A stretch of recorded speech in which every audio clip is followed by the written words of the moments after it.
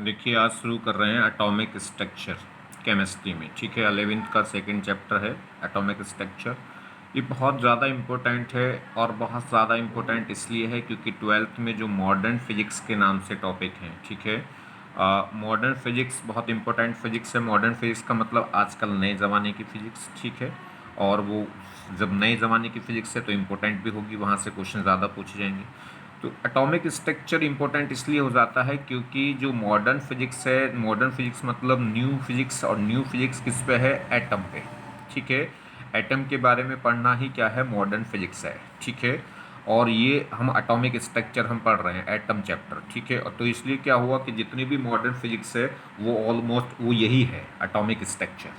तो modern physics में 12th में जो फिजिक्स है मॉडर्न फिजिक्स के नाम से, उस पे उसका 80% मोस्टली पार्ट क्या हो जाएगा? इस चैप्टर में कवर हो जाएगा। ठीक है, तो इसलिए बहुत ज़्यादा इंपॉर्टेंट हुआ क्योंकि मॉडर्न फिजिक्स से 5 क्वेश्चन तो कॉम्पिटिशन में बन ही जाते हैं और 3-4 क्वेश्चन एटॉमिक स्ट्रक्चर से, तो कुल मिला के क्या कह सकते हैं 8 से 10 क्वेश्चनों का ये चैप्टर है। तो इसको बहुत ज़्यादा इफेक्टिवली पढ़ेंगे और बहुत ज़्यादा आसान है।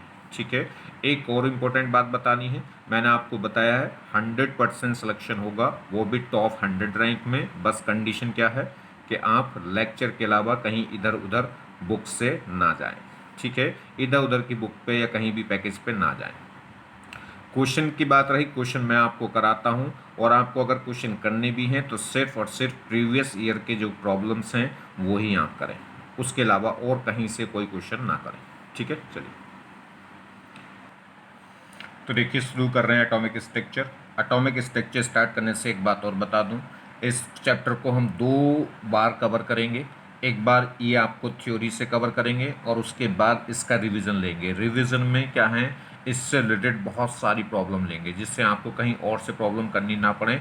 और प्रॉब्लम क्या होता है, अक्सर ये प्रॉब्लम होती है बच्चों के कि सर चैप्टर तो पढ़ लिया हमने, अच्छे से पढ़ लिया, फिर भी प्रॉब्लम्स नहीं हो रहे, तो वो चीज़ें आपकी दूर हो जाएंगी किससे?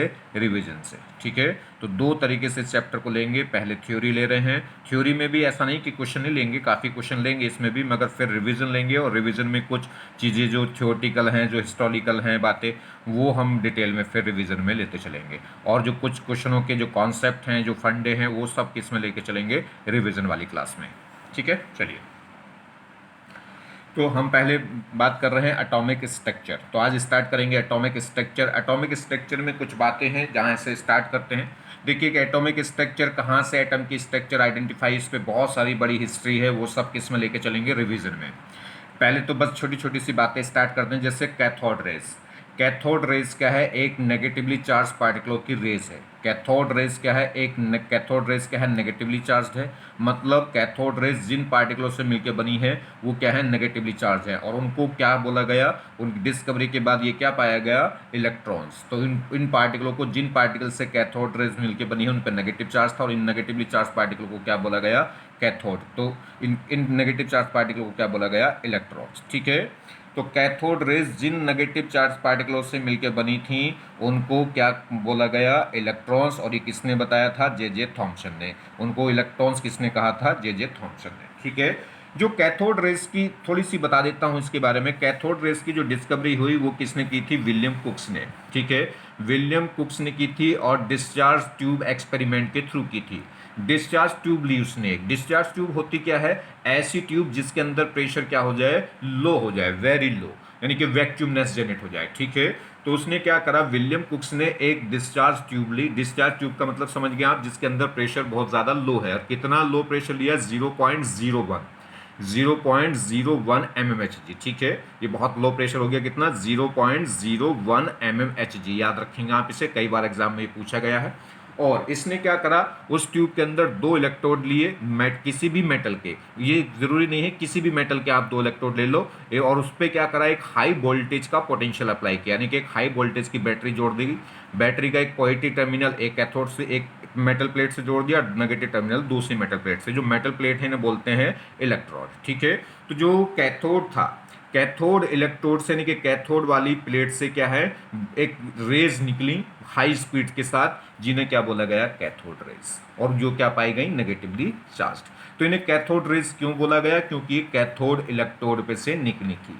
और इसने जो हाई वोल्टेज लिया था वो कितना था? वो भी याद रखिए, कितना?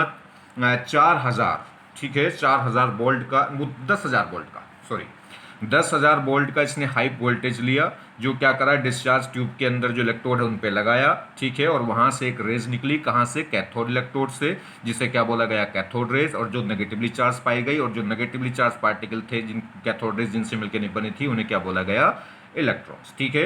तो कैथोड रेज क्या है, नेगेटिवली चार्ज रेज हैं, और इनकी डिस्कवरी किसने की थी, विलियम कुक्स ने। किसके थ्रू की थी, डिस्चार्ज एक्सपेरिमेंट ट्यूब के थ्रू। ट्यूब के अंदर क्या रखा गया था, एक लो प्रेशर रखा गया था, कितना, 0.01 mmHg, और क्या है, हाई वोल्टेज इस पर अप्लाई किया गया था, कितना, 10,000 वोल्ट, ठीक है, 10,000 वोल्ट, क्लियर।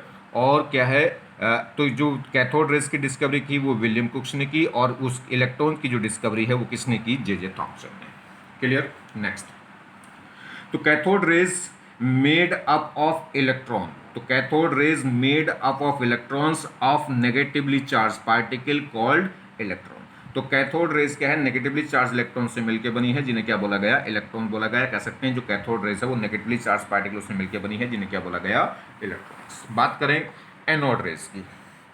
एनोड रेज में क्या है, एनोड रेज क्या है, पॉजिटिवली चार्ज रेज हैं। पॉजिटिवली चार्ज जो रे हैं उन्हें क्या बोलते हैं, एनोड रेज। तो एनोड रेज बोल सकते हैं, या पॉजिटिवली चार्ज रेज बोल सकते हैं, या इन्हें बोल सकते हैं कैनाल रेज, ठीक है। कैनाल मतलब क्या होता है, किसी भी न्यूक्लियस के चारों पर ये चार्ज होंगे उसे कैनाल से, यानी कि एक तरीके से न्यूक्लियस है, यानी कि पॉजिटिवली चार्ज एटम को ही क्या बोल देते हैं, कैनाल रेज। चलिए, तो क्या हो गया, तो ये जो एनोड रेज हैं, पहले इंपॉर्टेंट बात है कि जो एनोड रेज हैं वो पॉजिटिवली चार्ज पाई गई, और जो ये पॉजिटिवली चार्ज जो पार्टिकल थे उन्हें क्या बोला गया, प्रोटॉन्स। और ये एनोड रेज की भी डिस्कवरी और प्रोटॉन की भी डिस्कवरी दोनों सेम एक ही आदमी ने की, किसने, गोल्डस्टीन ने।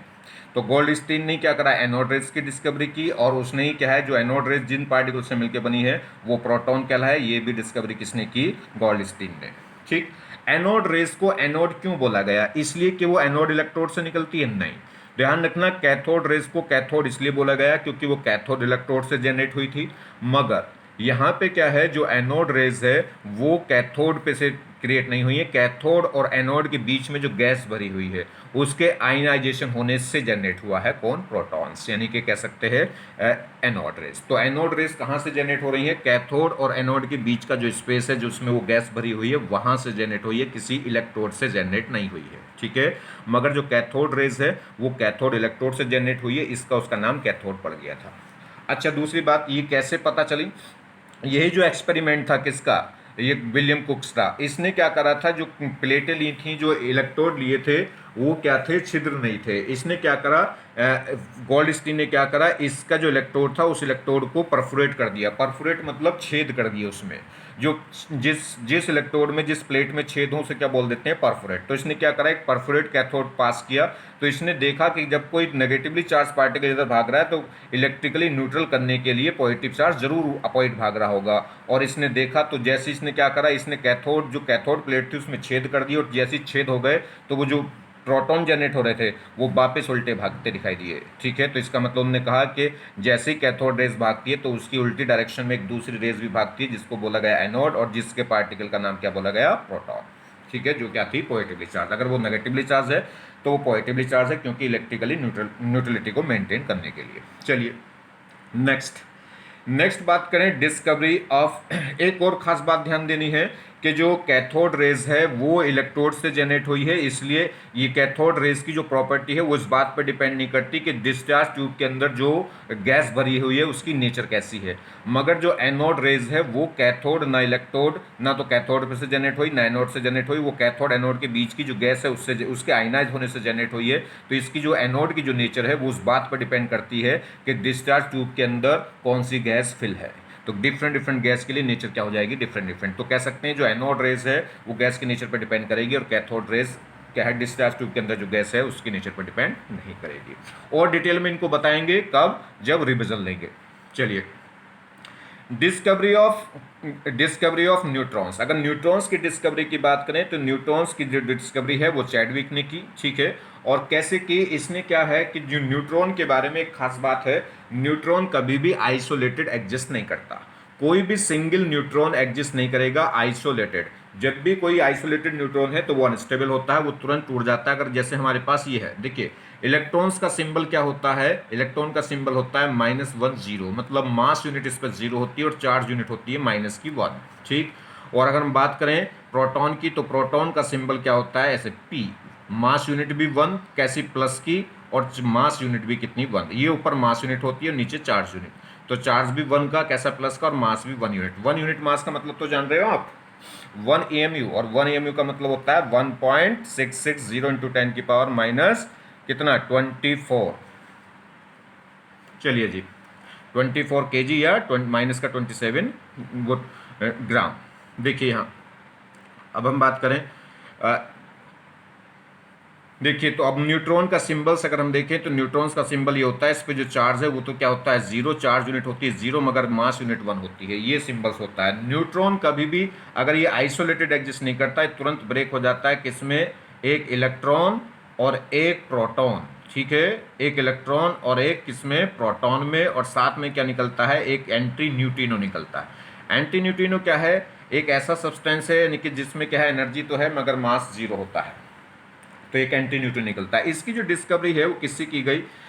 तो फाउंड दे आर्टिफिशियल रेडियो एक्टिव, जो यानी कि जो कहाँ पाई गई? जो आर्टिफिशियल रेडियो एक्टिव है। रेडियो एक्टिव सब्सटेंस मतलब जो डैके होते रहते हैं, और आर्टिफिशियल मतलब मैडमेन। ठीक। तो आर्टिफिशियल जो रेडियो एक्टिव सब्सटेंस है वहाँ से इनकी डिस्कवरी की गई। जैसे हमने क्या करा, एक एग्जाम्पल मैं आपको बताऊँ, जैसे बेरिलियम है, बेरिलियम पे हमने क्या करा? Alpha particle. अल्फा पार्टिकल क्या होता है? हीलियम पार्टिकल का जो न्यूक्लियस है। मतलब बहुत सीधी सी बात है। अल्फा पार्टिकल को याद रखने के लिए आप क्या रखें? अल्फा पार्टिकल भी डिटेल में बताएंगे किसमें? सब रिवीजन में। क्या है अल्फा पार्टिकल? क्या होता है? 2 प्रोटॉन और 2 न्यूट्रॉनों का जो सम है उसे बोलते हैं अल्फा पार्टिकल। 2 प्रोटॉन और 2 न्यूट्रॉन का जो सम है उसे क्या बोलते हैं? Alpha particle. जब ये अल्फा पार्टिकल क्या करा, या कह सकते हैं हीलियम का न्यूक्लियस। ये हीलियम अगर एटम है तो इसमें 2 प्रोटॉन हैं, 2 न्यूट्रॉन है, मगर इलेक्ट्रॉन कितने हैं? इसमें 2 प्रोटॉन, 2 न्यूट्रॉन और 2 इलेक्ट्रॉन है। अगर 2 इलेक्ट्रॉन इसमें से निकाल दें तो ये क्या कहलाएगा? अल्फा पार्टिकल, या हीलियम +2। कैसा लिख देते हैं अल्फा पार्टिकल को? हीलियम +2।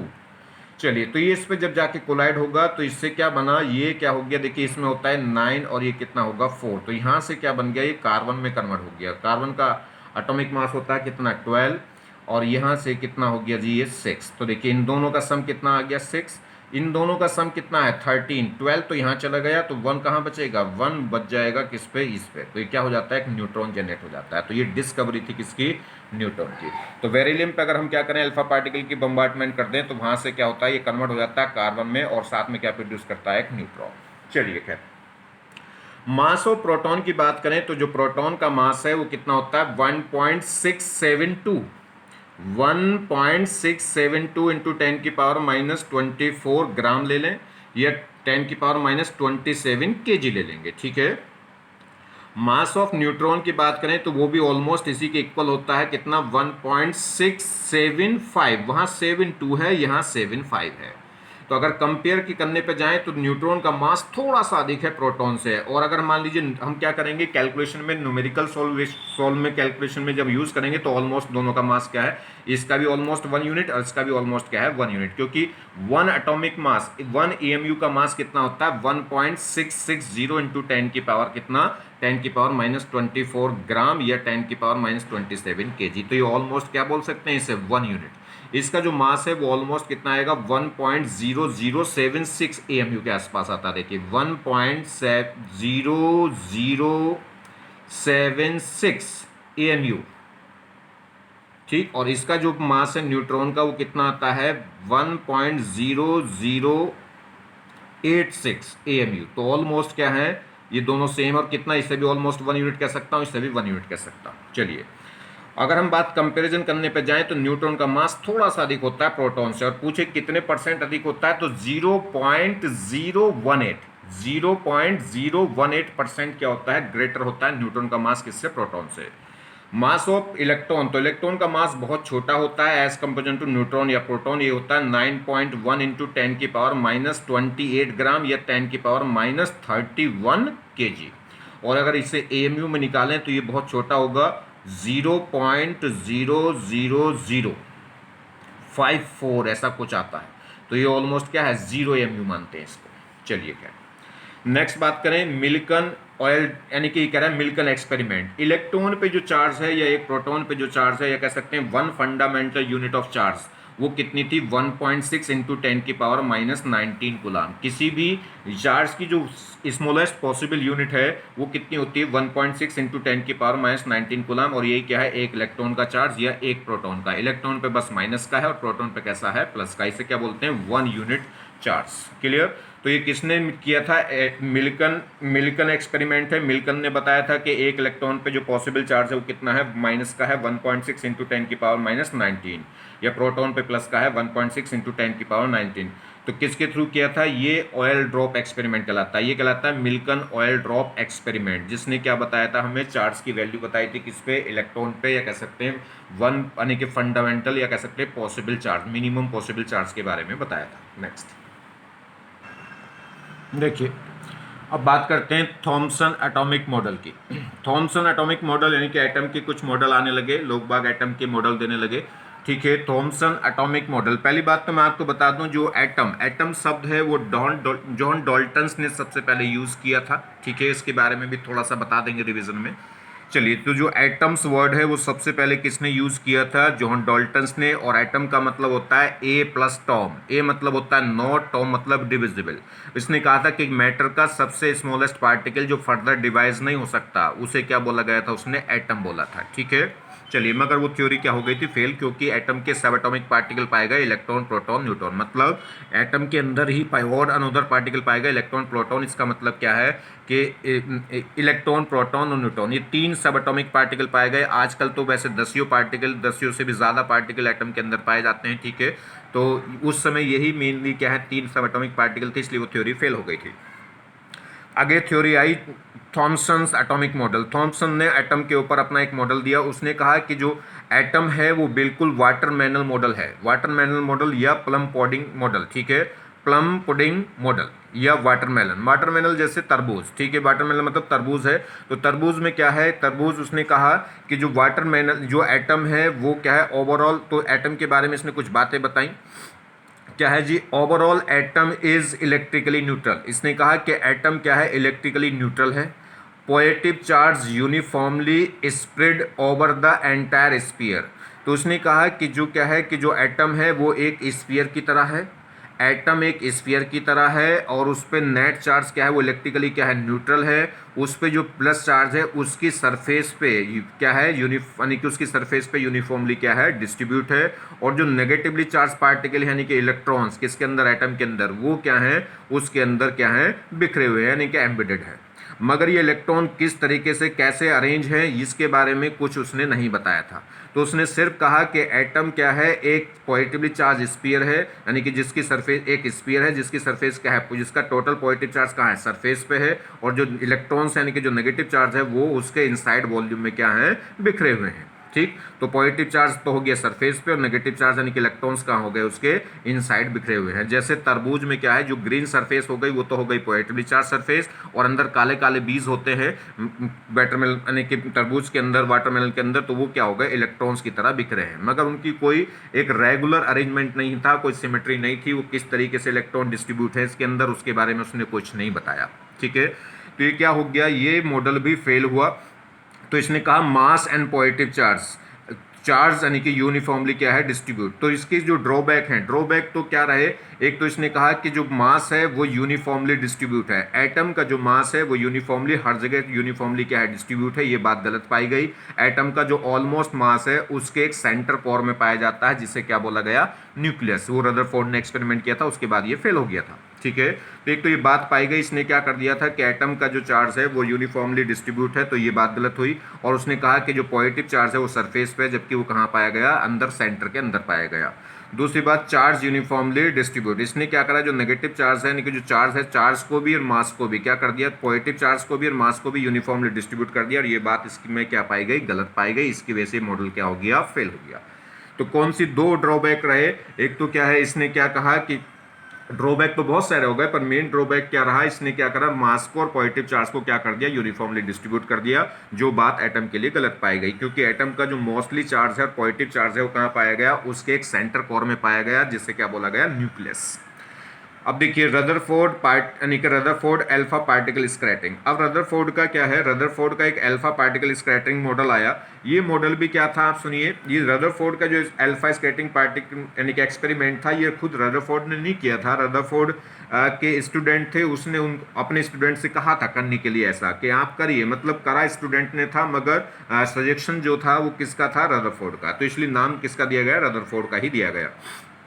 रदरफोर्ड ने कहा कि आप ऐसे ऐसे एक एक्सपेरिमेंट करिए और उसमें क्या होता है उसकी ऑब्जर्वेशन देख के मुझे बताओ उसके बारे में। फिर ठीक है, तो करा बच्चों ने था, और उसकी सारी सारी किसके अंडर में हो रहा था, रदरफोर्ड के। क्या उसमें क्या क्या करना है ये भी रदरफोर्ड ने बताया था, और उसमें क्या हुआ उसको आके स्टूडेंट ने बताया, और उसने फिर उसका जजमेंट किया कि क्या बात है। क्लियर।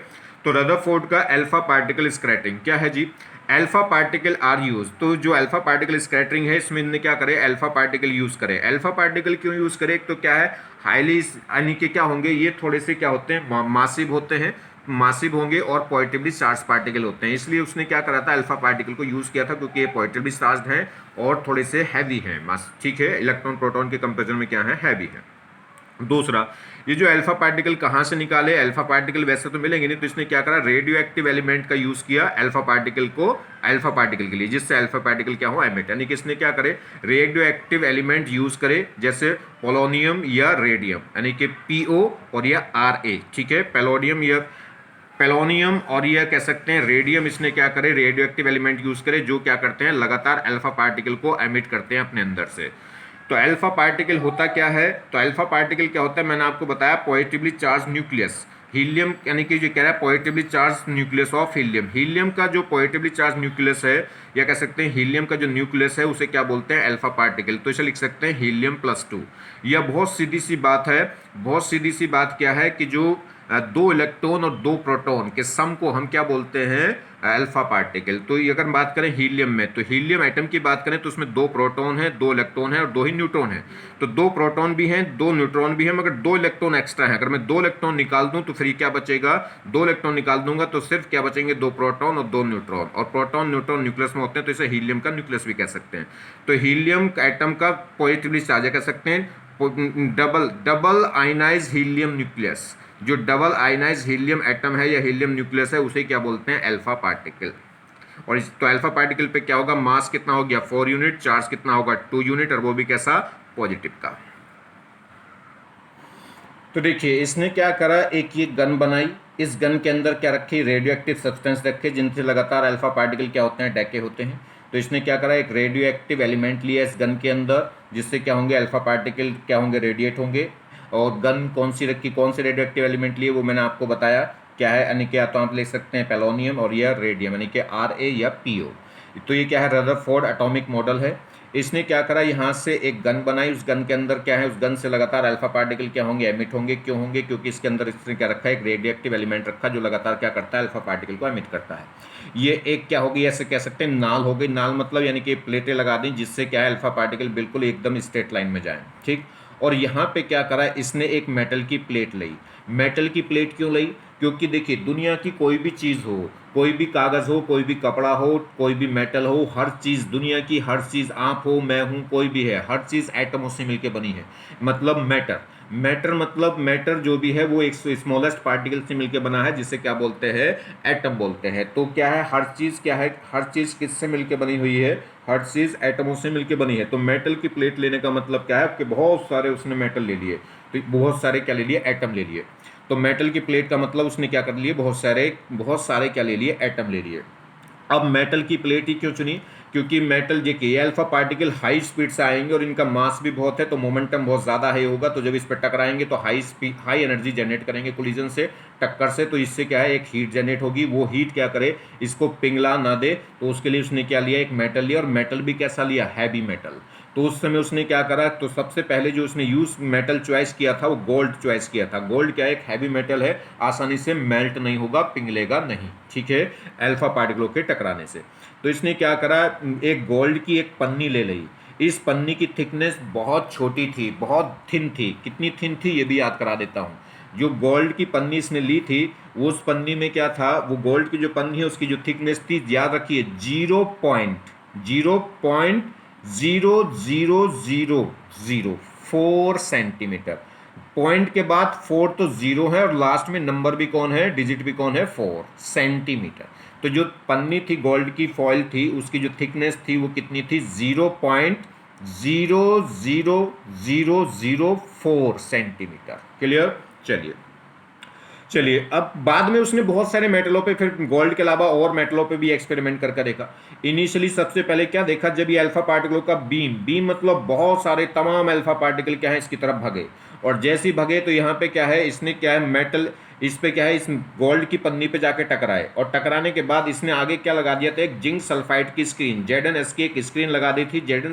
जेडन जिंक सल्फाइड की स्क्रीन क्यों लगाई, क्योंकि जब अल्फा पार्टिकल अगर इसमें से टकरा के बाहर निकलेंगे तो जब जिंक सल्फाइड की स्क्रीन पर वो टकराएंगे तो ग्रीन कलर की फंडेंस प्रोड्यूस करते हैं।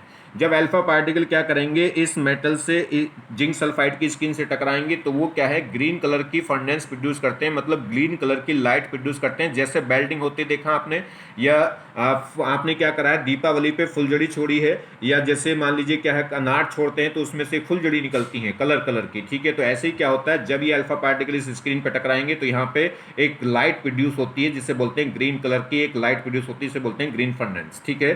तो जब ये जहां भी अल्फा पार्टिकल टकराएगा तो इसे पता चल जाएगा कि कहां कहां अल्फा पार्टिकल आकर टकरा रहे हैं, क्योंकि जहां जहां ग्रीन फंडेंस प्रोड्यूस होगी वहां वहां पे अल्फा पार्टिकल आकर टकराया, और जितनी ज्यादा फंडेंस प्रोड्यूस होगी उतने ज्यादा अल्फा पार्टिकल उस पोजीशन पर आकर टकरा रहे हैं।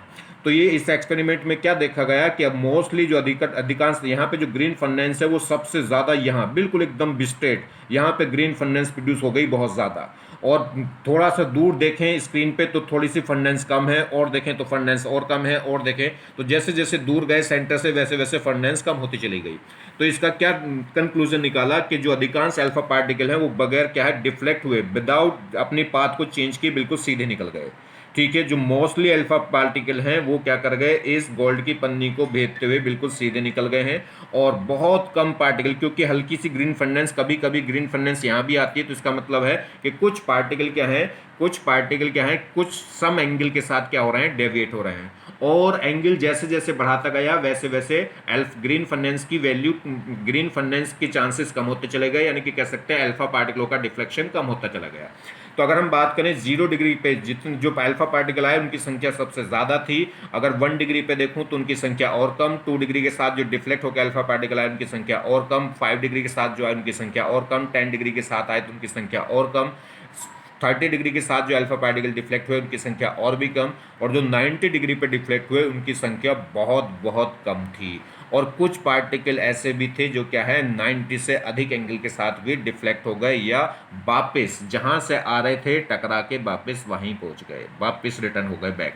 रिटर्न बैक मतलब 180 के एंगल पर वापस आ गए। इनकी संख्या वेरी वेरी फ्यू थी।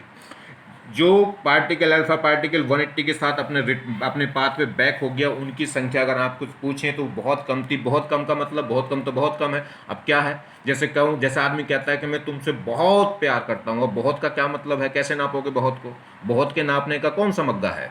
तो इसमें मैं आपको बताता हूँ, तो इसमें क्या है 20,000 में से लगभग एक, अगर क्या है अल्फा पार्टिकल में 20,000 अल्फा पार्टिकल पाए गए तो लगभग 20,000 में से एक पार्टिकल क्या है बैक हो गया अपने पाथ को। यह कह सकते हैं अगर हम 1 लाख, अगर हम 40,000 अल्फा पार्टिकल इस पर बौछार करें तो उसमें से 2 पार्टिकल ऑलमोस्ट क्या हो गए वापस आ गए। अगर 1 लाख पार्टिकल आए तो उनमें से लगभग 5 अल्फा पार्टिकल क्या हो गए, रिटर्न बैक हो गए। क्लियर होगी बात। चलिए, तो एक दो बातें देखी गई कि अधिकांश अल्फा पार्टिकल क्या हो गए, स्ट्रेट निकल गए, बहुत कम कुछ पार्टिकल क्या है हल्के से एंगल के साथ डिफ्लेक्ट हुए, और जैसे जैसे डिफ्लेक्शन एंगल बढ़ता गया वैसे वैसे अल्फा पार्टिकलों की संख्या घटती चली गई। क्लियर हो गई बात।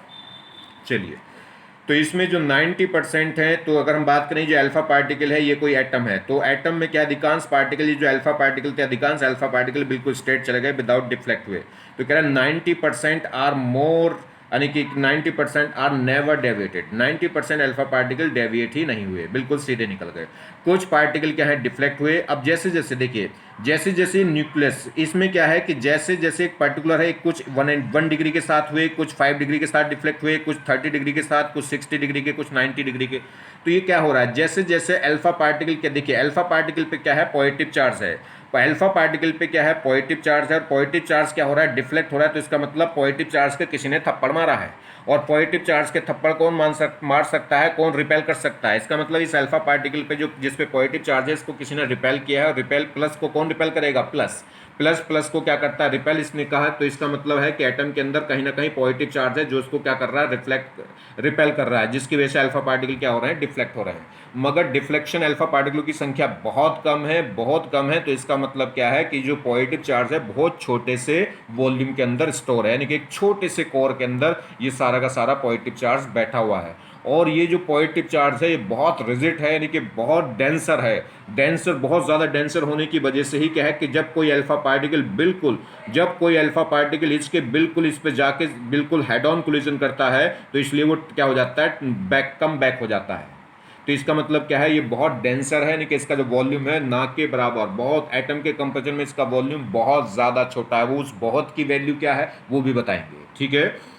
और ये पार्टिकल क्या है, कुछ कम एंगल के साथ हो रहे हैं, कुछ ज़्यादा एंगल के साथ डिफ्लेक्ट हो रहा है, ऐसा क्यों? तो उन्होंने कह रहा है कि जैसे ही अल्फा पार्टिकल जितना इस न्यूक्लियस से दूर गुजरेगा तो इस पर रिपल्शन कम होगा, तो स्टेट निकल जाएगा। जैसे जैसे अल्फा पार्टिकल इस न्यूक्लियस के पास गुजरता है, यानी कि इस पॉजिटिव चार्ज कोर के पास से गुजरता है, तो जितना पास से गुजरेगा उतना डिफ्लेक्शन दिखा देगा, ठीक है। तो जैसे जैसे इस न्यूक्लियस के पास होता जाएगा अल्फा पार्टिकल, वैसे वैसे डिफ्लेक्शन बढ़ता जाएगा और उनकी संख्या कम होती जाती है, क्योंकि इसका वॉल्यूम बहुत कम है, इसलिए क्या है, एक दो ही पार्टिकल, इनके 20,000 में से एक दो पार्टिकल ही क्या हो रहा है, टर्न बैक हो रहा है। चलिए, तो ऑब्जर्वेशन क्या निकली इस एक्सपेरिमेंट से, ऑब्जर्वेशन क्या आई, most of the alpha particle are not deviated. तो ये ऑब्जर्वेशन, जो ऑब्जर्वेशन है वो ऑब्जर्वेशन क्या पाई गई इस एक्सपेरिमेंट में, ऑब्जर्वेशन क्या पाई गई कि most of the alpha particle are not deviated, कि अधिकांश पार्टिकल विदाउट डेविएट हुए सीधे निकल गए, लगभग कितने, 90% पास, यानी कि तो most of the alpha particle not deviated pass through the gold foil without any deflection, वो गोल्ड की पन्नी में से पास हो गए विदाउट किसी डिफ्लेक्शन के, बगैर अपनी डायरेक्शन को चेंज किए। फ्यू मतलब कुछ, few alpha particle deviate with small angle, कुछ अल्फा पार्टिकल हल्के छोटे एंगल के साथ क्या हो गए, डिफ्लेक्ट हो गए, यानी कि छोटे एंगल के साथ उन्होंने अपनी डायरेक्शन बदल दी। वेरी फ्यू, बहुत कम, वेरी फ्यू बहुत कम पार्टिकल, वेरी फ्यू पार्टिकल, ये कह रहा है, यानी कि एमिट लार्ज एंगल, बहुत कम पार्टिकल क्या है, लार्ज एंगल के साथ क्या हुए, डेविएट हुए, यानी कि एमिट हुए, जैसे कि 60 डिग्री के साथ, 90 डिग्री के साथ, या 120 डिग्री के साथ। Very very few particle rebounce back, rebounce back या कह सकते हैं एंगल ऑफ डेविएशन कितना पाया गया, 180। और तो बहुत वेरी वेरी फ्यू पार्टिकल क्या हैं, रिबाउंस बैक हो गए, यानी कि अपने पाथ को वापस आ गए लौट के, तो यानी कि कह सकते हैं कितना एंगल के साथ डेविएट हो गए, 180। तो इनकी संख्या बहुत कम थी, मैंने आपको बताया लगभग 20,000 में से एक, अगर एवरेज हम निकालें तो, ठीक है। चलिए, तो ये ऑब्जर्वेशन करी। अब इस ऑब्जर्वेशन की फाइनल कंक्लूजन क्या बताई उसने अपने स्टूडेंट को, तो उन्होंने कहा कि almost volume of atom is chargeless, या कह सकते हैं एम्प्टी। इसने कहा है कि जो एटम का अधिकांश वॉल्यूम है वो मासलेस है और चार्जलेस है, इसीलिए क्या है, अल्फा पार्टिकल, अधिकांश अल्फा पार्टिकल क्या हो जाते हैं, स्टेट निकल जाते हैं, मतलब उसके वॉल्यूम में कुछ है ही नहीं, वैकेंट स्पेस उसे मिलती है, और अल्फा पार्टिकल सीधे के सीधे ऐसे निकल जाते हैं, उसे कोई टोकने वाला नहीं है, ठीक है। दूसरा क्या कंक्लूजन निकाला इस एक्सपेरिमेंट से, कि पॉजिटिव चार्ज हैवी, यानी कि positive charge heavy denser core present in the atom is called, ये कह सकते हैं न्यूक्लियस। ये कह रहा है कि जो positively charge heavy denser core present in the atom is called nucleus. इसने कहा है कि जो एटम का पॉजिटिवली चार्ज है वो बहुत ज़्यादा डेंसर है, डेंसर मतलब उसका वॉल्यूम बहुत छोटा है, और वो क्या है, एटम के सेंटर में रखा हुआ है, जिसे क्या बोला गया, न्यूक्लियस, ठीक है। तो देखिए फाइनल बात अब रदरफोर्ड ने क्या कही, तो ये फाइनल बात कही वही क्या, रदरफोर्ड एटॉमिक मॉडल है। तो रदरफोर्ड ने क्या करा, एटम को दो पार्ट में डिवाइड कर दिया था। उसने कहा कि एटम के अंदर दो पार्ट हैं, एक न्यूक्लियस और एक एक्स्ट्रा न्यूक्लियर पार्ट। न्यूक्लियस के अंदर क्या है, पॉजिटिवली चार्ज है, टोटल पॉजिटिव चार्ज न्यूक्लियस के अंदर है, और ऑलमोस्ट मास क्या है, न्यूक्लियस के अंदर है, और जो इलेक्ट्रॉन्स हैं वो क्या करते हैं, न्यूक्लियस के राउंड में क्या करते रहते हैं, रिवॉल्व। तो इसकी जो फाइनल मॉडल था वो ये था कि जिसने क्या करा, एटम को दो पार्ट में डिवाइड कर दिया, एक न्यूक्लियस और एक्स्ट्रा न्यूक्लियर पार्ट। इसने कहा न्यूक्लियस के अंदर क्या है, प्रोटॉन और न्यूट्रॉन है, और एक्स्ट्रा न्यूक्लियर पार्ट में क्या करते हैं, इलेक्ट्रॉन रिवॉल्व करते रहते हैं सर्कुलर ऑर्बिट में, ठीक।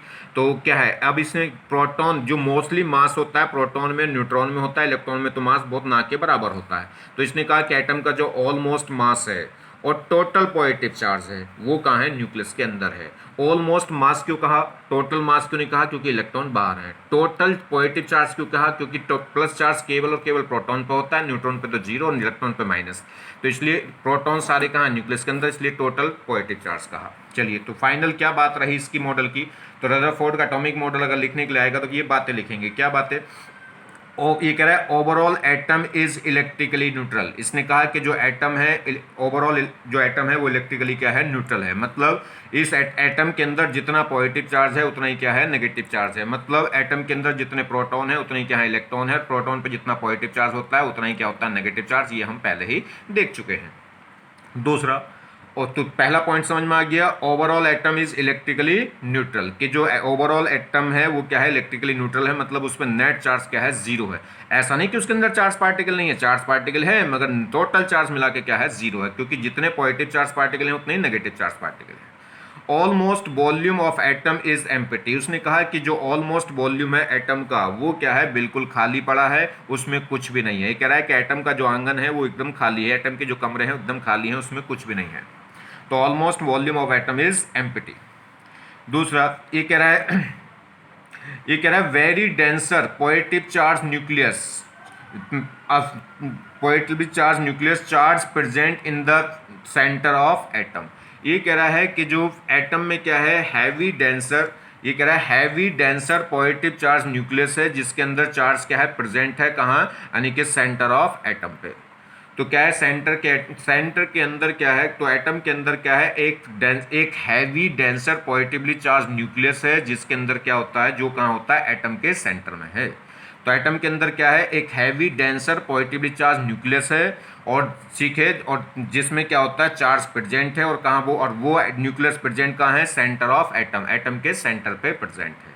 तो न्यूक्लियस वर्ड, न्यूक्लियस की जो डिस्कवरी है वो किसने की थी, रदरफोर्ड ने। तो न्यूक्लियस जो वर्ड है, न्यूक्लियस जो शब्द है एटम के अंदर, वो सबसे पहले किसने बताया, रदरफोर्ड ने। चलिए बात करते हैं, कह रहा है इलेक्ट्रॉन, दूसरा अगला पॉइंट क्या बोला इसने, कि electron revolve outside the nucleus with very high speed and the different distance. और इसने कहा कि जो इलेक्ट्रॉन्स हैं वो क्या होते हैं, इलेक्ट्रॉन्स क्या होंगे, वो न्यूक्लियस के अराउंड में क्या करते हैं, यानी कि वो इलेक्ट्रॉन्स रिवॉल्व करते हैं आउटसाइड न्यूक्लियस के आउटसाइड क्या करते हैं, इलेक्ट्रॉन रिवॉल्व करते हैं हाई स्पीड के साथ और डिफरेंट डिस्टेंस पे। चलिए न्यूक्लियस, अगला पॉइंट, न्यूक्लियस एंड इलेक्ट्रॉन। ये कह रहा है nucleus and electron are held together due to the electrostatic force of attraction. और ये कह रहा है कि जो इलेक्ट्रॉन है वो इलेक्ट्रॉन और न्यूक्लियस आपस में एक दूसरे से बंधे होते हैं इलेक्ट्रोस्टैटिक फोर्स ऑफ अट्रैक्शन की वजह से। मतलब न्यूक्लियस के अंदर प्लस चार्ज है तो, और इलेक्ट्रॉन पे क्या है, माइनस चार्ज, तो प्लस माइनस चार्ज के बीच में एक इलेक्ट्रोस्टैटिक अट्रैक्शन हो जाएगा, जिस अट्रैक्शन फोर्स की वजह से ये बंधे रहते हैं इलेक्ट्रॉन। या कह सकते हैं इलेक्ट्रॉन जब रिवॉल्व कर रहे हैं सर्कुलर ऑर्बिट में, तो उन्हें रिवॉल्व करने के लिए जब भी कोई चीज़ गोल गोल घूमती है तो उसे सेंट्रीपिटल फोर्स तो चाहिए। तो वो सेंट्रीपिटल फोर्स कहाँ से प्रोवाइड हो गया होगा, न्यूक्लियस और इलेक्ट्रॉन के बीच में जो इलेक्ट्रोस्टैटिक अट्रैक्शन फोर्स हो रहा है प्लस माइनस चार्ज की वजह से, वहाँ से क्या हो गया होगा, सेंट्रीपिटल फोर्स प्रोवाइड हो गया होगा। ठीक है, तो यह कह सकते हैं इलेक्ट्रॉन को रिवॉल्व करने के लिए जो सेंट्रीपिटल फोर्स है वो इक्वल होगा किसके, electrostatic force between electrons and nucleus. अब ड्रॉबैक क्या रहे इसके, रदरफोर्ड जो मॉडल है वो भी फेल हो गया था, तो इसकी क्या कमियां रही इसमें, ड्रॉबैक मतलब इसकी कमियां। तो रदरफोर्ड एक तो क्या है, एटम की स्टेबिलिटी को एक्सप्लेन नहीं कर पाया। एटम की स्टेबिलिटी को एक्सप्लेन नहीं कर पाया मतलब क्या है इसका, जरा समझें क्या है। देखिए ये इलेक्ट्रॉन, इसने क्या कहा कि न्यूक्लियस, एटम के अंदर एक heavy denser positively charge nucleus है जो एटम के सेंटर में रखा होता है, और इसके अराउंड में क्या करते हैं, इलेक्ट्रॉन रिवॉल्व करते हैं। जब भी कोई चार्ज पार्टिकल सर्कुलर मोशन में हो, मतलब जब भी कोई चार्ज पार्टिकल चाहे वो प्लस का हो चाहे वो माइनस का हो, अगर वो क्या करे, एक्सीलरेट करे। एक्सीलरेट करने का मतलब या तो उसमें एक्सीलरेशन हो या सर्कुलर मोशन। जब भी कोई पार्टिकल सर्कुलर मोशन करता है तो उसमें से एक एक्सीलरेशन होता है, सेंट्रीपिटल एक्सीलरेशन, वो तो हमेशा होता ही है।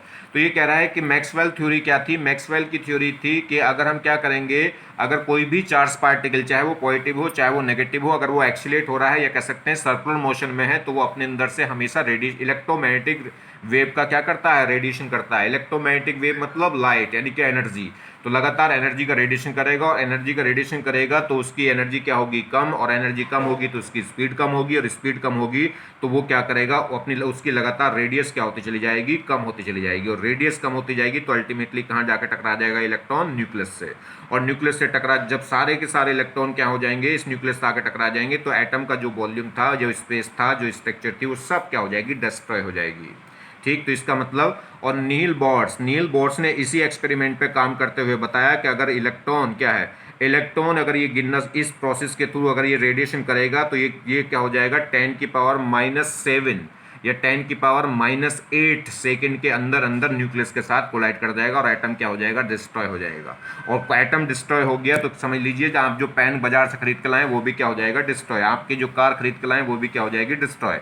और कितने टाइम में, 10⁻⁻1 सेकेंड में, मतलब इतना पेमेंट भी नहीं कर पाएंगे, वो डिस्ट्रॉय हो जाएगी। अगर सारी फैक्ट्रियाँ अगर ऐसा होता तो सारे, हर दुनिया में कोई भी चीज़ एग्जिस्ट नहीं करती, क्योंकि वो बनने से पहले क्या हो जाया करती, डिस्ट्रॉयड। क्योंकि हर चीज़ किससे मिलकर बनी हुई है, एटम से, और एटम ही डिस्ट्रॉय हो जाएगा 1 सेकंड, 1 सेकंड से भी कितना टाइम लग रहा है, 10⁻⁷ या 7 8, 10⁻⁷ से लेकर 10⁻⁸ सेकंड के अंदर अंदर क्या हो जाएगा, वो डिस्ट्रॉय हो जाएगा। तो ये क्या है, एटम की, अब ये तो सबको पता है कि ऐसा होगा नहीं, इलेक्ट्रॉन न्यूक्लियस में टकरा नहीं होगा, क्योंकि एटम डिस्ट्रॉय नहीं होता इतनी आसानी से, और एटम डिस्ट्रॉय नहीं होता है, तो इसका मतलब इस मॉडल में कुछ ना कुछ कमी है। तो जब रदरफोर्ड से पूछा गया कि भाई ये इलेक्ट्रॉन मैक्सवेल थ्योरी के अकॉर्डिंग नीचे गिरना चाहिए, मगर नीचे तो गिरेगा नहीं, हमें पता है, तुझे पता है, क्योंकि एटम क्या होगा, नहीं तो डिस्ट्रॉय हो जाएगा, और एटम डिस्ट्रॉय नहीं हो रहा, क्योंकि हम जो पेन चला रहे हैं वो एग्जिस्ट कर रहा है। ठीक है, तो इसका मतलब ये नीचे, तो उससे पूछा गया कि नीचे क्यों नहीं गिर रहा, तो ये तो पता है कि इलेक्ट्रॉन नीचे नहीं गिरेगा, मगर गिरना चाहिए मैक्सवेल थ्योरी, नहीं तो फेल हो जाएगी। मैक्सवेल थ्योरी के अकॉर्डिंग ये नीचे गिरना चाहिए, तो ये नीचे क्यों नहीं गिर रहा है, इस बात को वो एक्सप्लेन नहीं कर पाया।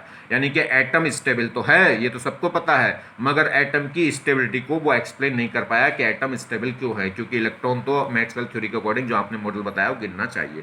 और ये इलेक्ट्रॉन की जो मोशन है वो कैसा हो जाएगा, यानी कि स्पाइरल पाथ जानते हो, जैसे कॉइल लगाते हैं मोर्टीन की जो कॉइल होती है, ठीक है, वो क्या है, स्पाइरल पाथ होती है, यानी कि स्पाइरल पाथ में घूमता घूमता कहाँ गिर जाएगा, न्यूक्लियस में।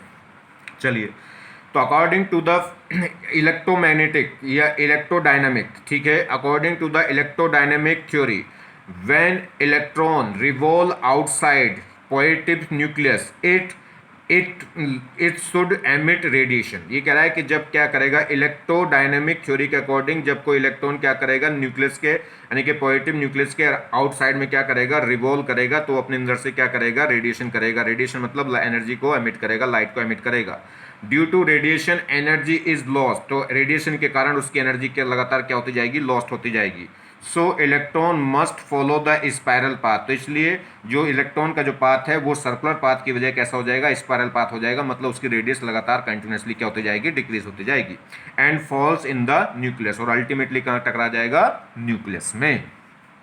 तो इस बात को वो एक्सप्लेन नहीं कर पाया था। ये सबको पता है कि इलेक्ट्रॉन नीचे नहीं गिरेगा, क्योंकि इलेक्ट्रॉन नीचे गिर गया तो एटम डिस्ट्रॉय हो जाएगा, और एटम इतनी जल्दी डिस्ट्रॉय नहीं होता, एटम एक स्टेबल सब्सटेंस है, ठीक है, तो कह सकते हैं मैटर का स्टेबल पार्टिकल है। तो एटम क्यों स्टेबल है ये बात रदरफोर्ड नहीं बता पाया था। दूसरा, यानी कि वाज अनेबल, वे कह रहा है was unable to explain discontinuous spectrum. क्या है, जब हमने क्या करा था, देखिए ये लगातार क्या करेगा, एनर्जी का रेडिएशन करेगा, लगातार एनर्जी का रेडिएशन करेगा, तो हर एक वेवलेंथ की लाइट को क्या करेगा, एमिट, हर एक वेवलेंथ की लाइट को एमिट करेगा। तो जब इसका स्पेक्ट्रम देखा गया, प्रिज्म से पास करके इस लाइट को जो रेडिएशन कर रहे हैं, उस रेडिएशन को प्रिज्म से पास करके उसको डिफरेंट कलर में तोड़ा गया, तो वो कंटिन्यूस कलर नहीं आया। जो स्क्रीन पे जो कलर ऑब्टेन हुआ वो कंटिन्यूस नहीं था, उसमें बीच बीच में ब्रेक थे, बीच बीच में डार्कनेस थी, तो ये कंटिन्यूस बैंड नहीं आया, यानी कि डिसकंटिन्यूस स्पेक्ट्रम निकल के आया। जबकि रेडिएशन हर एक कलर की रेडिएशन करनी चाहिए, हर एक वेवलेंथ की लाइट को ये एमिट करना चाहिए, तो ये हर एक वेवलेंथ की लाइट को एमिट क्यों नहीं कर रहा है, इस बात को भी, यानी कि जो इसका जो स्पेक्ट्रम आ रहा था, जो कलर आ रहे थे, वो डिफरेंट वो क्या है, बीच बीच में कहीं ना कहीं क्या रहता है, डिसकंटिन्यूस हो रहा था, मतलब बीच बीच में ब्लैक पट्टी आ रही थी, कलर नहीं आ रहा था। तो ये किसके बोलते हैं, जब कंटिन्यूस कलर आए तो उसे बोलते हैं कंटिन्यूस स्पेक्ट्रम, और जब कंटिन्यूस कलर ना आए तो उसे बोलते हैं डिसकंटिन्यूस स्पेक्ट्रम। तो इसका जो स्पेक्ट्रम देखा गया वो डिसकंटिन्यूस आ रहा है, इसका मतलब ये लगातार एनर्जी को एमिट नहीं कर रहा। तो इस बात को भी रदरफोर्ड एक्सप्लेन नहीं कर पाया था कि ऐसा क्यों नहीं हो रहा। तो बात समझ में आ गई। तो दो ड्रॉबैक रहे इसके, एक तो डिसकंटिन्यूस स्पेक्ट्रम और एक स्टेबिलिटी ऑफ एटम। तो दो बातों को एक्सप्लेन नहीं कर पाया कौन, रदरफोर्ड। चलिए दूसरी बात करें, मास ऑफ एटम। अगर हम एटम का मास पूछें तो एटम के अंदर तीन चीज़ें होती हैं, प्रोटॉन यानी कि न्यूट्रॉन, प्रोटॉन और इलेक्ट्रॉन। तो जो मास ऑफ एटम है वो क्या होगा, mass of proton plus mass of neutron plus mass of proton plus mass of electron. जितने एटम के अंदर जितने भी प्रोटॉन और न्यूट्रॉन और इलेक्ट्रॉन प्रेजेंट है उन सबका मास का सम क्या कहलाएगा, मास ऑफ एटम। मगर इलेक्ट्रॉन का जो मास है वो ऑलमोस्ट क्या होता है, इनके कंपेरिजन में जीरो होता है, तो इसे नेगलेक्ट कर सकते हैं। तो आप एक्सपेरिमेंटली जब न्यूमेरिकल सोल्व करते हैं तो हम कौन सा मास ले सकते हैं, mass of proton plus neutron. मगर एग्जैक्ट कौन सा होता है, proton neutron proton plus electron. अगर आपसे क्वेश्चन पूछा जाए कि मास ऑफ एटम और इन दोनों में से एक ऑप्शन चुनना पड़े तो आप कौन सा चुनोगे, फर्स्ट। मगर आप न्यूमेरिकल जब सोल्व करोगे तो आप क्या ले सकते हैं, मास ऑफ एटम किसको ले सकते हैं, प्रोटॉन प्लस न्यूट्रॉन को ले सकते हैं। इलेक्ट्रॉन के मास को नेगलेक्ट कर सकते हैं क्योंकि उसके इलेक्ट्रॉन का जो मास है इनके कंपेरिजन में बहुत छोटा होता है। चलिए बात करें रेडियस ऑफ न्यूक्लियस। न्यूक्लियस की जो रेडियस है वो क्या है, जो डिफरेंट एटम, ये बड़ी इंपॉर्टेंट बात है, डिफरेंट एटम के न्यूक्लियस की रेडियस क्या पाई गई, डिफरेंट एटम की रेडियस भी डिफरेंट एलिमेंट के एटम की। जैसे बात करें हाइड्रोजन एलिमेंट का जो एटम है वो सब एक जैसे होंगे, नाइट्रोजन एलिमेंट के जितने भी एटम है वो सब एक जैसे होंगे, लेकिन नाइट्रोजन एटम एक जैसे होंगे, मगर नाइट्रोजन एटम डिफरेंट होंगे। तो डिफरेंट एलिमेंट के जो एटम है उनकी रेडियस भी, एटम की रेडियस भी डिफरेंट पाई गई और न्यूक्लियस की रेडियस भी क्या पाई गई है, डिफरेंट पाई गई है। ठीक है, जो एटम की जो रेडियस होती है वो 10 की पावर, देखिए एटम की जो रेडियस है वो 10 की पावर -10 मीटर, 10 की पावर -10 मीटर यानी कि ऑर्डर की होती है, कह सकते हैं 1 एंगस्ट्रॉम ऑर्डर की। मगर न्यूक्लियस की जो रेडियस है वो बहुत छोटी पाई गई एटम के कंपेरिजन में, और वो कितनी होती है, 10 की पावर -15 मीटर।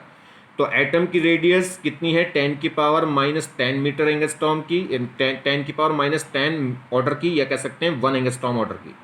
और अगर हम बात करें न्यूक्लियस की, तो न्यूक्लियस की जो रेडियस है उसका जो ऑर्डर पाया गया वो कितना पाया गया, 10 की पावर -15 मीटर, या बोल सकते हैं 1 फर्मी।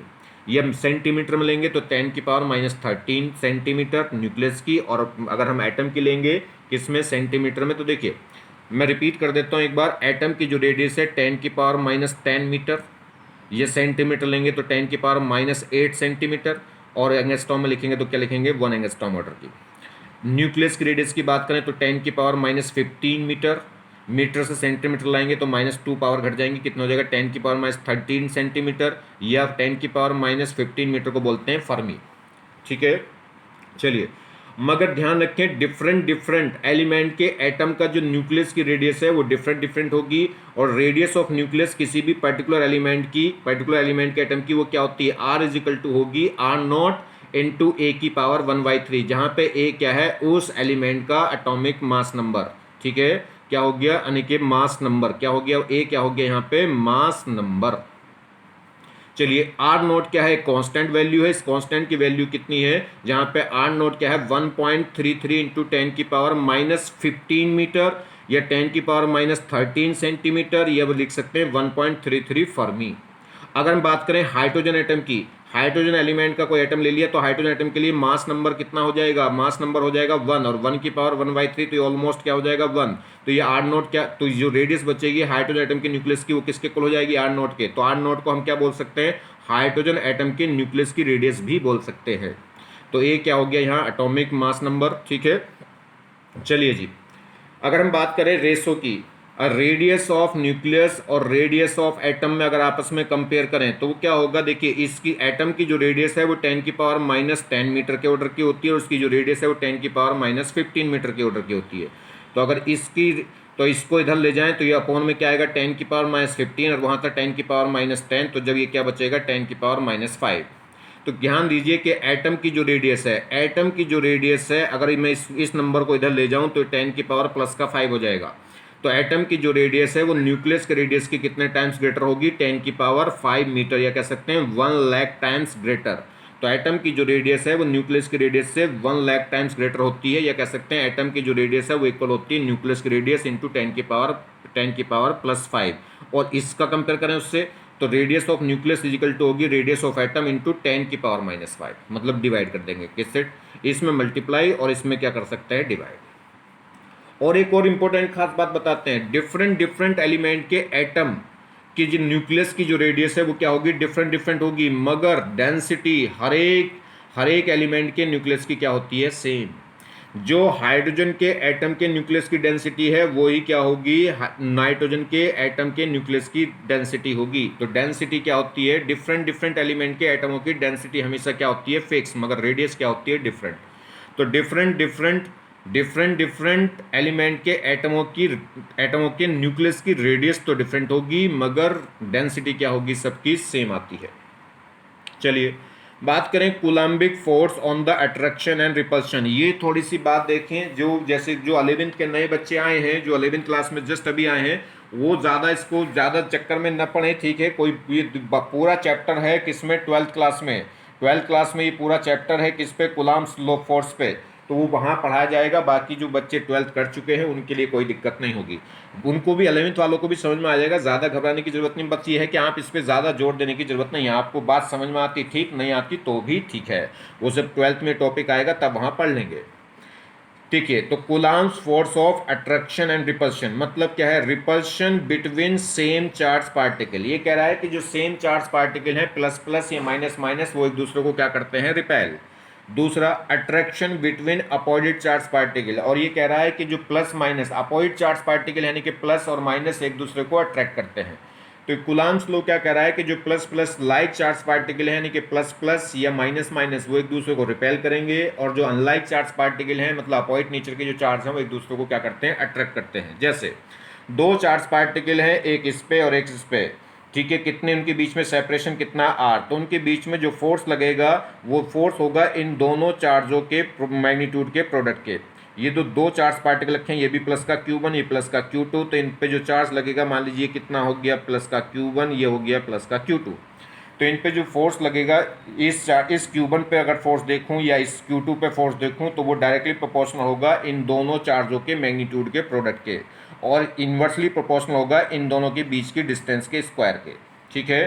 तो जो फोर्स है, तो यहाँ फोर्स डायरेक्टली होगा Q1 Q2 के, और इन्वर्सली प्रोपोर्शनल होगा 1/r² के। यहाँ पे Q1 और Q2 क्या है, सिर्फ न्यूमेरिकल वैल्यू है, प्लस माइनस साइन से मतलब नहीं है। और ये क्या होगा, अगर हम प्रोपोर्शनल, तो ये जो फोर्स हो गया, तो प्रोपोर्शनल साइन हटाएं तो यहाँ एक कांस्टेंट आ जाएगा K, और वो फोर्स हो जाएगा, तो फोर्स इक्वल हो जाएगा K इंटू Q1 Q2/r²। जहाँ Q1 क्या है, इस एटम का न्यूक्लियस का चार्ज, और Q2 क्या है, उस एटम के न्यूक्लियस का चार्ज। किसी भी एटम के न्यूक्लियस का चार्ज या किसी भी एटम पे या किसी भी पार्टिकल पे जो चार्ज होता है वो कैसा होगा, उस एटम के अंदर नंबर ऑफ प्रोटॉन्स यानी कि एटॉमिक नंबर ऑफ प्रोटॉन्स या नंबर ऑफ इलेक्ट्रॉन्स। जेड क्या बताता है, नंबर ऑफ प्रोटॉन्स, जेड होता है एटॉमिक नंबर। एटॉमिक नंबर बताता है नंबर ऑफ प्रोटॉन्स या नंबर ऑफ इलेक्ट्रॉन्स। किसी भी प्रोटॉन्स पे या किसी भी इलेक्ट्रॉन्स पे एक यूनिट चार्ज कितना होता है, ई की वैल्यू होती कितनी है, 1.6 इंटू 10⁻⁻19 कूलम। तो अगर मैं किसी भी पार्टिकल पे चार्ज देखूं, तो अगर उसके अंदर मान लीजिए इतने प्रोटॉन्स हैं, तो एक इतने तो हो गए प्रोटॉन्स Z1, तो और पे एक प्रोटॉन पे इलेक्ट्रॉन चार्ज होता कितना है, ई के बराबर। ई मतलब फंडामेंटल चार्ज। तो Q1 हो गया Z1E और Q2 हो गया Z2E, ठीक है। इस वैल्यू को यहाँ रख सकते हैं आप। चलिए, जिसमें K की जो K है, K की वैल्यू होती क्या है, जो कांस्टेंट है K, वो होता है 9 into 10⁹ 9 into 10⁹ newton metre square upon coulomb square. ये तो हो गई SI यूनिट, ठीक है। ये ऐसे हम किस में ले लें, न्यूटन की जगह क्या ले लें, डाइन ले लें, तो कितना हो जाएगा 9 इंटू 10⁸। तो ये हो गया न्यूटन, ये newton metre square coulomb square में था, आपके ले लिया न्यूटन की जगह ले लिया डाइन, मीटर की जगह ले लिया सेंटीमीटर, और कूलम की जगह ले लिया कूलम। तो अगर डाइन सेंटीमीटर स्क्वायर कूलम में ले रहे हैं तो इसकी वैल्यू होती है 9 इंटू 10⁸। अगर हम किस में ले लें, न्यूटन को भी डाइन में, मीटर को सेंटीमीटर में, और कूलम को ले लें ESU में, ये होगी, ये तो हो गई SI यूनिट, ये होगी CGS यूनिट, और वो कितनी हो जाएगी, फिर उसमें वैल्यू K की वैल्यू हो जाती है 1। तो ये दो वैल्यू ध्यान रखो कि SI यूनिट में इसकी K की वैल्यू होती है 9 इंटू 10⁹, और CGS में इसकी वैल्यू कितनी होती है 1, ठीक है। ध्यान दीजिए 1 कूलम, एक कूलम में कितना होता है 3 इंटू 10⁹ ESU। ESU होता है इलेक्ट्रोस्टैटिक यूनिट। इलेक्ट्रोस्टैटिक यूनिट मतलब चार्ज की, देखिए कूलम तो क्या है, चार्ज की SI यूनिट है, और ESU क्या है, चार्ज की CGS यूनिट है। इस पे ज़्यादा ध्यान नहीं देना, ये सब 12th में पढ़ाया जाएगा, या 12th के जो बच्चे हैं उन्हें पढ़ा दिया गया होगा। देखिए एक और बात है, अगर क्या करें, इफ़ इफ अगर प्लस प्लस चार्ज है या माइनस माइनस चार्ज है तो क्या होगा, फोर्स ऑफ रिपल्शन, तब ये एक दूसरे को क्या करेंगे, रिपेल करेंगे। अगर प्लस माइनस या प्लस माइनस प्लस या प्लस माइनस है तो फोर्स क्या होगा, अट्रैक्शन, तो एक दूसरे को क्या करेंगे, अट्रैक्ट। जैसे ये प्लस प्लस है तो ये Q1 इस Q2 पे फोर्स लगा रहा होगा उधर, और ये Q2 इस Q1 पे फोर्स लगा रहा होगा इधर, तो एक दूसरे को रिपेल कर रहे होंगे। मान लीजिए ये प्लस और ये माइनस, तो ये प्लस इस माइनस को आप क्या करेगा, अट्रैक्ट। बात करें एनर्जी की, जब कोई दो चार्ज पार्टिकलों का कोई सिस्टम है या कोई चार्ज पार्टिकलों का सिस्टम है तो उसके अंदर एनर्जी क्या होगी। तो देखिए अगर जैसे तो एटम के अंदर एनर्जी कितनी होगी, क्योंकि एटम में भी प्लस माइनस दोनों चार्ज होते हैं, तो एटम की एनर्जी कैसे होगी, तो एनर्जी मतलब वर्क डन। देखिए एनर्जी की एक फॉर्म होती है वर्क, वर्क क्या है, एनर्जी की फॉर्म है, या हीट, हीट भी क्या है, एक एनर्जी की फॉर्म है। वर्क को हम लिख सकते हैं कैसे, फोर्स इंटू डिस्प्लेसमेंट, या हीट को हम क्या लिख सकते हैं, M S delta T, mass into specific heat, heat capacity into change in temperature. चलिए खैर, तो total energy of particle system, कोई हमारे पास पार्टिकल सिस्टम है, पार्टिकल सिस्टम मतलब जिसमें बहुत सारे पार्टिकलों से मिलकर बना हुआ एक सिस्टम, जैसे बहुत सारे लोगों से मिलकर बना हुआ क्या होता है, एक परिवार, तो उसे क्या बोलेंगे, पार्टिकल, यानी कि क्या कर सकते हैं, पर्सन सिस्टम बोल सकते हैं। तो जो परिवार है वो क्या होता है, बहुत सारे पर्सनों से मिलकर एक बना हुआ एक सिस्टम होता है। तो ऐसे ही क्या है, बहुत सारे पार्टिकलों से मिलकर बना हुआ एक सिस्टम है, जिसे क्या बोल रहे हैं, पार्टिकल सिस्टम। तो total energy of particle system क्या होगी, टोटल एनर्जी क्या होती है, किसी भी सिस्टम के अंदर दो टाइप की एनर्जी पाई जाएंगी, kinetic energy plus potential energy. तो अगर टोटल एनर्जी की बात करें तो टोटल एनर्जी किससे आएगी, sum of kinetic energy plus potential energy से। चलिए, काइनेटिक एनर्जी किसी भी, kinetic energy of the particle, particle के अंदर जो काइनेटिक एनर्जी होती है वो किसकी वजह से होती है, ड्यू टू मोशन। अगर कोई भी पार्टिकल मोशन में है तो समझ लीजिए उसके अंदर काइनेटिक एनर्जी है। और काइनेटिक एनर्जी होती क्या है, काइनेटिक एनर्जी इक्वल होगी 1/2 mv², जहां m क्या है उस पार्टिकल का मास है और v क्या है उस पार्टिकल की वेलोसिटी है, वेलोसिटी का हो या स्पीड का हो, ठीक है।